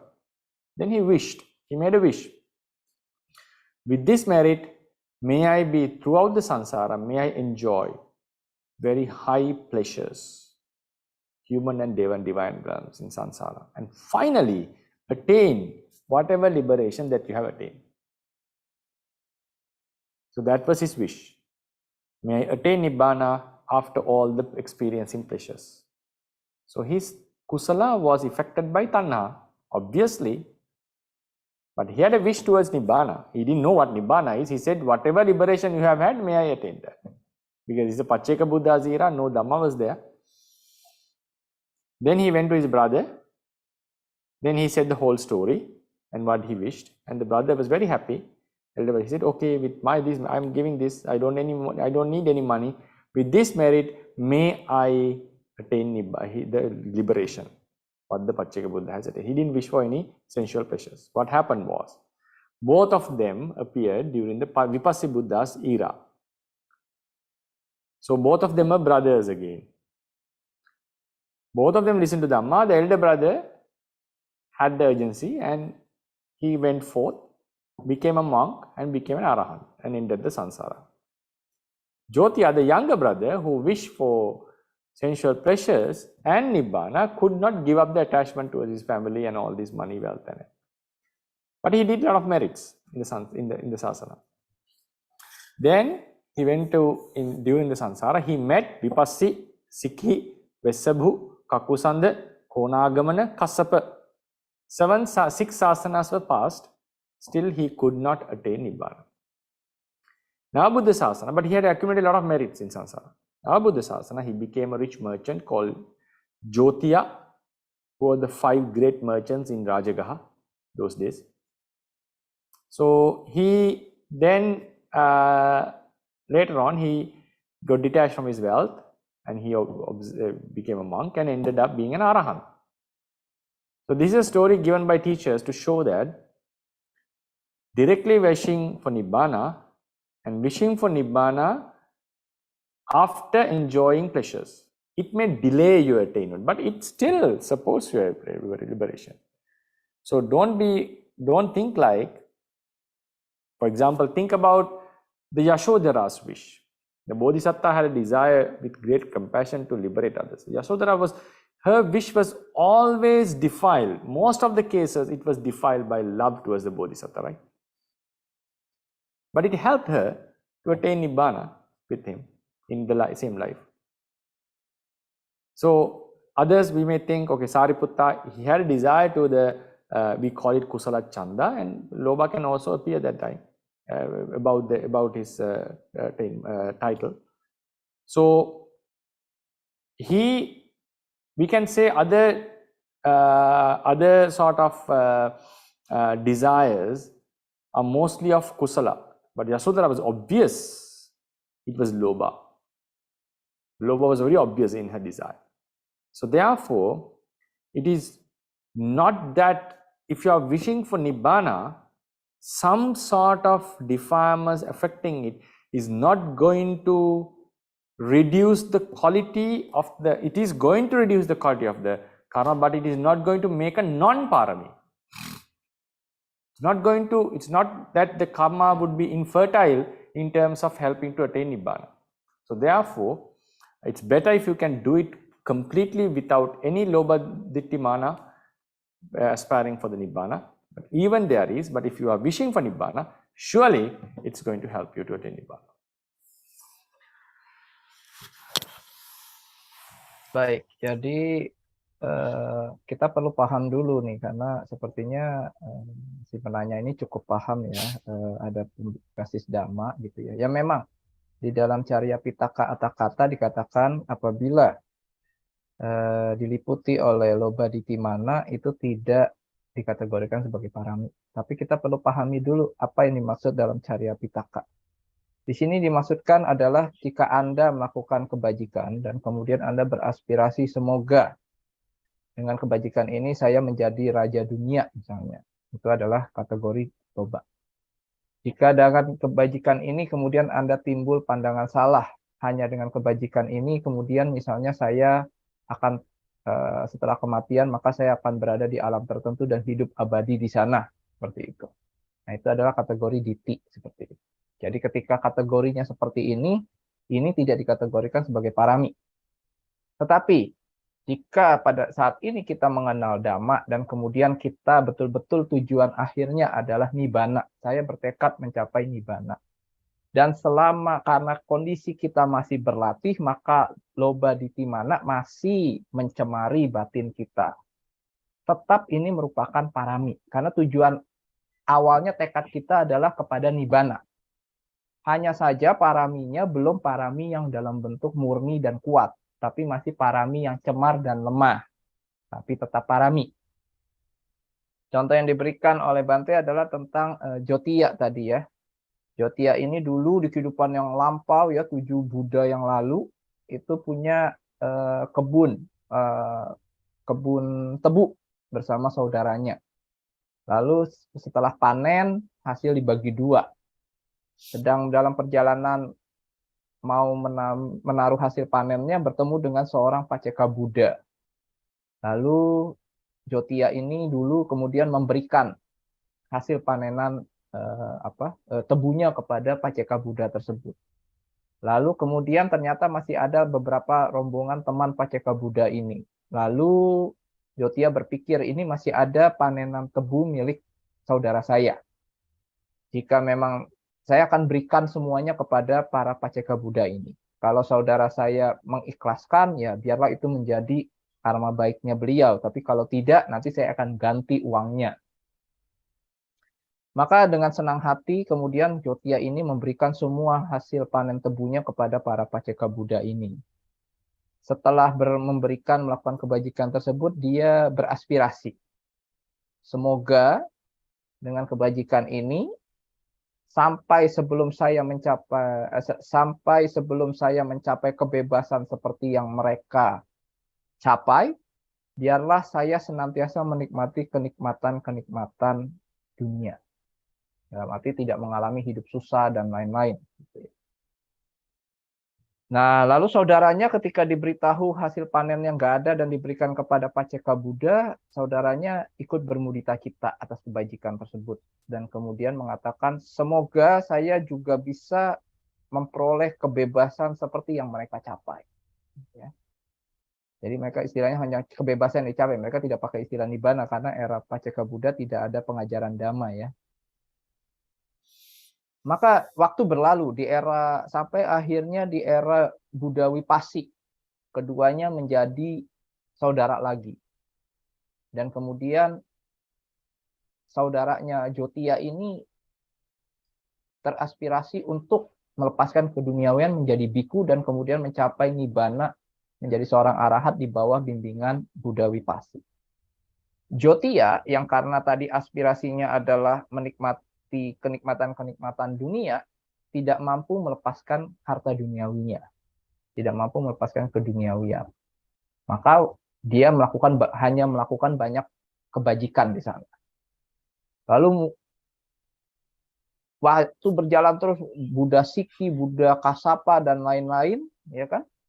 Sampai 6 Buddha berlalu, akhirnya tiba di Buddha Sasana ini, Jotya menjadi salah satu 5 pengusaha kaya dari Raja Gaha. Nah, baru di era inilah beliau mampu melepaskan kemelekatannya atas harta bendanya dan kemudian menjadi biku dan menjadi seorang arahat. Di sini kita lihat bahwa aspirasi yang cemar tadi, ia menghambat, tetapi tidak kemudian menjadikan tidak mencapai nibbana, hanya memperlambat saja. Demikian juga misalnya Bante Sariputta tadi Bante katakan itu punya kecenderungan tentang kusala canda, ya, senang melakukan kebajikan-kebajikan kusala, di mana loba ini bisa mencemarinya juga di situ. Maka ini bisa menundanya juga. Dalam kasus Yasodhara, istri dari Pangeran Siddhartha misalnya, ini jelas bahwa aspirasinya beliau itu kepada terkait dengan Pangeran Siddhartha itu adalah terkait dengan loba. Ya, ini membuat dia bergulir terus dalam samsara seperti itu. Ya, jadi seperti ini. Selama tujuannya clear, Anda ingin nibbana, aspirasinya masih ada LDM, tidak masalah, hanya akan memperlemah saja. Terima kasih. Baik, untuk pertanyaan selanjutnya. The 6th question is from Mitapala. Wandami Bante, about Ahetuka and Dvihetuka Pugala. They can't attain jhana, magga, and phala, but some say they can't even have nimitta for the bhavanga, couldn't support for strong enough wisdom to arise to produce it. Some say that they can have nimitta and even practice vipassana, although they can't attain jhana, magga, or phala. Which is the right one? Is there any Pali reference that we can read? Thank you, Bante. Wandami Bante, tentang Ahetuka dan Dvihetuka Pugala, mereka tidak dapat mencapai jhana, magga, dan phala. Tetapi ada yang berkata bahwa mereka tidak mempunyai nimitta karena bawangganya tidak dapat mendukung kebijaksanaan yang kuat untuk muncul. Dan ada yang berkata bahwa mereka dapat mempunyai nimitta dan bahkan bisa mempraktekkan vipassana meskipun tidak dapat mencapai jhana, magga, dan phala. Yang mana yang benar? Apakah ada referensi Pali yang dapat kita baca? Terima kasih, Bante. Yeah, so this is something not relevant directly to the topic, but anyway, so it is Dvihetuka and Ahetuka beings, their bhavanga is quite weak, and that bhavanga is not a Because in order to see a certain object or to know a certain object, that object first has to strike at the bhavanga. Bhavanga should be facilitating, should be able to connect with that object, so then only the other chittas will be able to focus on them. So to what I know, to my understanding, bhavanga is very weak of ahetuka and duhetuka being, so it is not sensitive to a very subtle object like nimitta. If you have a nimitta, there is no reason why you cannot attain jhana. There is no reason for that. A person who has committed heinous deeds, anantariya kamma, the ones who have a ahetuka birth, they all cannot get the nimitta. If you get the nimitta, means you are just going forward. There is no reason for you not to attain the jhana. If you can have vipassana, if you see the anicca, dukkha and anatta, there is no reason, unless you have not fulfilled paramis, for you to not to attain the maggapada. So bhavanga is, because nibbana, the object of nibbana is not struck at the bhavanga in the beginning. It is taken for the first time by the gotra bhuchitta and the magga chitta arises. So I also don't see a reason why, if someone can practice vipassana, why he cannot attain nibbana, because of the problem of a bhavanga. So therefore, to my understanding, they cannot have vipassana knowledge, they cannot have the nimitta or upachara samadhi, because the weakness of the bhavanga would not be sensitive, especially to the anatta lakkana, the non-self quality, and also a patibhaga nimitta. I don't think it will be possible. I am unable to give you a direct Pali reference for that. So when you read the Pali, you feel like they cannot progress. They cannot progress. It's not that they attain the upachara samadhi and not attain in jhana, or attain vipassana and not attain maggapala. No, they cannot they cannot reach to these levels. Baik, jadi jika kita melihat dari referensi Pali yang Bante ketahui atau dari Bante pelajari, bukannya mereka itu kemudian mencapai upacara samadhi tapi kemudian nggak bisa jhana, atau mereka bisa mencapai level vipassana tertentu tapi kemudian tidak bisa mencapai maggapala. Bukan seperti itu, karena kalau sudah bisa ada nimitta yang ditangkap, ya kenapa juga nggak bisa lanjut jhana. Kalau misalnya sudah bisa mencapai melihat lakana, kenapa juga nggak bisa mencapai nibbana, karena nibbana itu kan dicapainya melalui gotrabu, cita tadi, seperti itu ketika pencapaian nibbana. Yang Bante ketahui adalah memang bawangga dari ahetuka dan 5 orang yang melakukan kesalahan berat, ya, garuka kama, itu tidak bisa, bawangganya itu sangat lemah. Jadi dia bawangganya tidak sensitif untuk menangkap 2 hal. Pertama adalah patibhaga nimitta, dan yang kedua adalah lakana nimitta. Jadi terutama aspek anatta itu tidak bisa ditangkap di bawangganya, sehingga tidak bisa maju dalam samatha maupun dalam vipassana. Demikian yang Bante bisa jelaskan. Yeah, I also need to conclude, because I think we have done more than 1 hour Q&A session. Thank you, Bante. Sahabat Dhamma, demikianlah akhir dari sesi tanya-jawab. Sisa pertanyaan yang tidak terjawab akan kita tanyakan pada sesi khusus tanya-jawab terdekat oleh pembicara berikutnya. Terima kasih atas partisipasinya. Saya kembalikan Sister Sania, silakan. Sahabat Dhamma yang berbahagia, mari kita semua bersikap anjali. Dengan segala kerendahan hati, mari kita memohon maaf kepada Bante atas kesalahan yang pernah kita lakukan, baik melalui pikiran, ucapan, dan perbuatan sebelum dan selama acara malam ini berlangsung. Bante, if we have done something wrong in the past and present, whether intentionally or unintentionally, through actions of our body, speech, or mind, may we sincerely, humbly, and respectfully ask for Bante's forgiveness. Sadhu, sadhu, sadhu.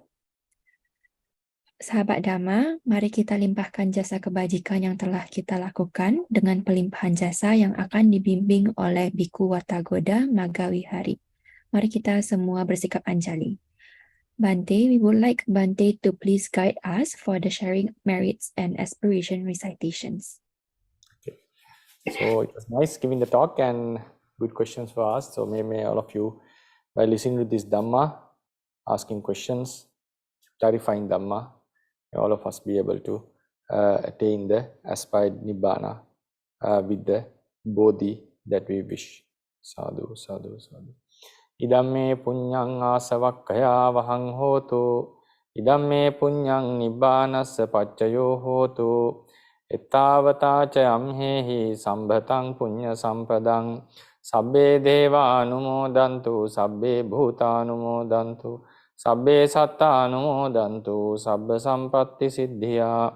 Idang menya idang wo nyati nang hotu sukita hontu nyatayo. Idang wo nyati nang hotu sukita hontu nyatayo.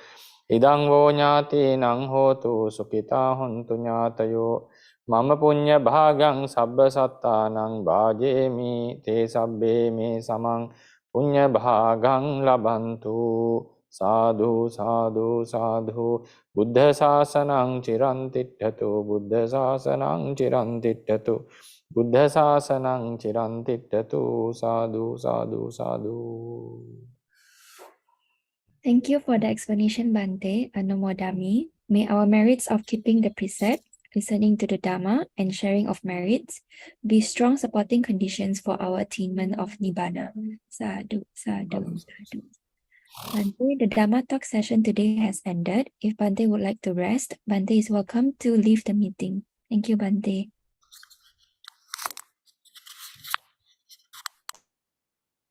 Sahabat Dhamma, kami mengundang untuk mengikuti kembali Dhamma Desana minggu depan yang akan disampaikan oleh Bante Kumara Biwamsa dengan topik Buddha's Last Day Part 8 atau Hari Terakhir Sang Buddha bagian ke-8 pada hari Minggu tanggal 14 Mei 2023 pukul 19.30 sampai 21.30 waktu Indonesia Barat. Terima kasih kepada sahabat Dhamma yang telah bergabung dalam Dhamma Talk ini. Dengan segala kerendahan hati, kami panitia menyampaikan permohonan maaf jika ada kesalahan atau kekurangan dalam Dhamma Talk selama Dhamma Talk berlangsung. Sampai jumpa di kebajikan berikutnya. Segi Hotu, Namo Buddhaya.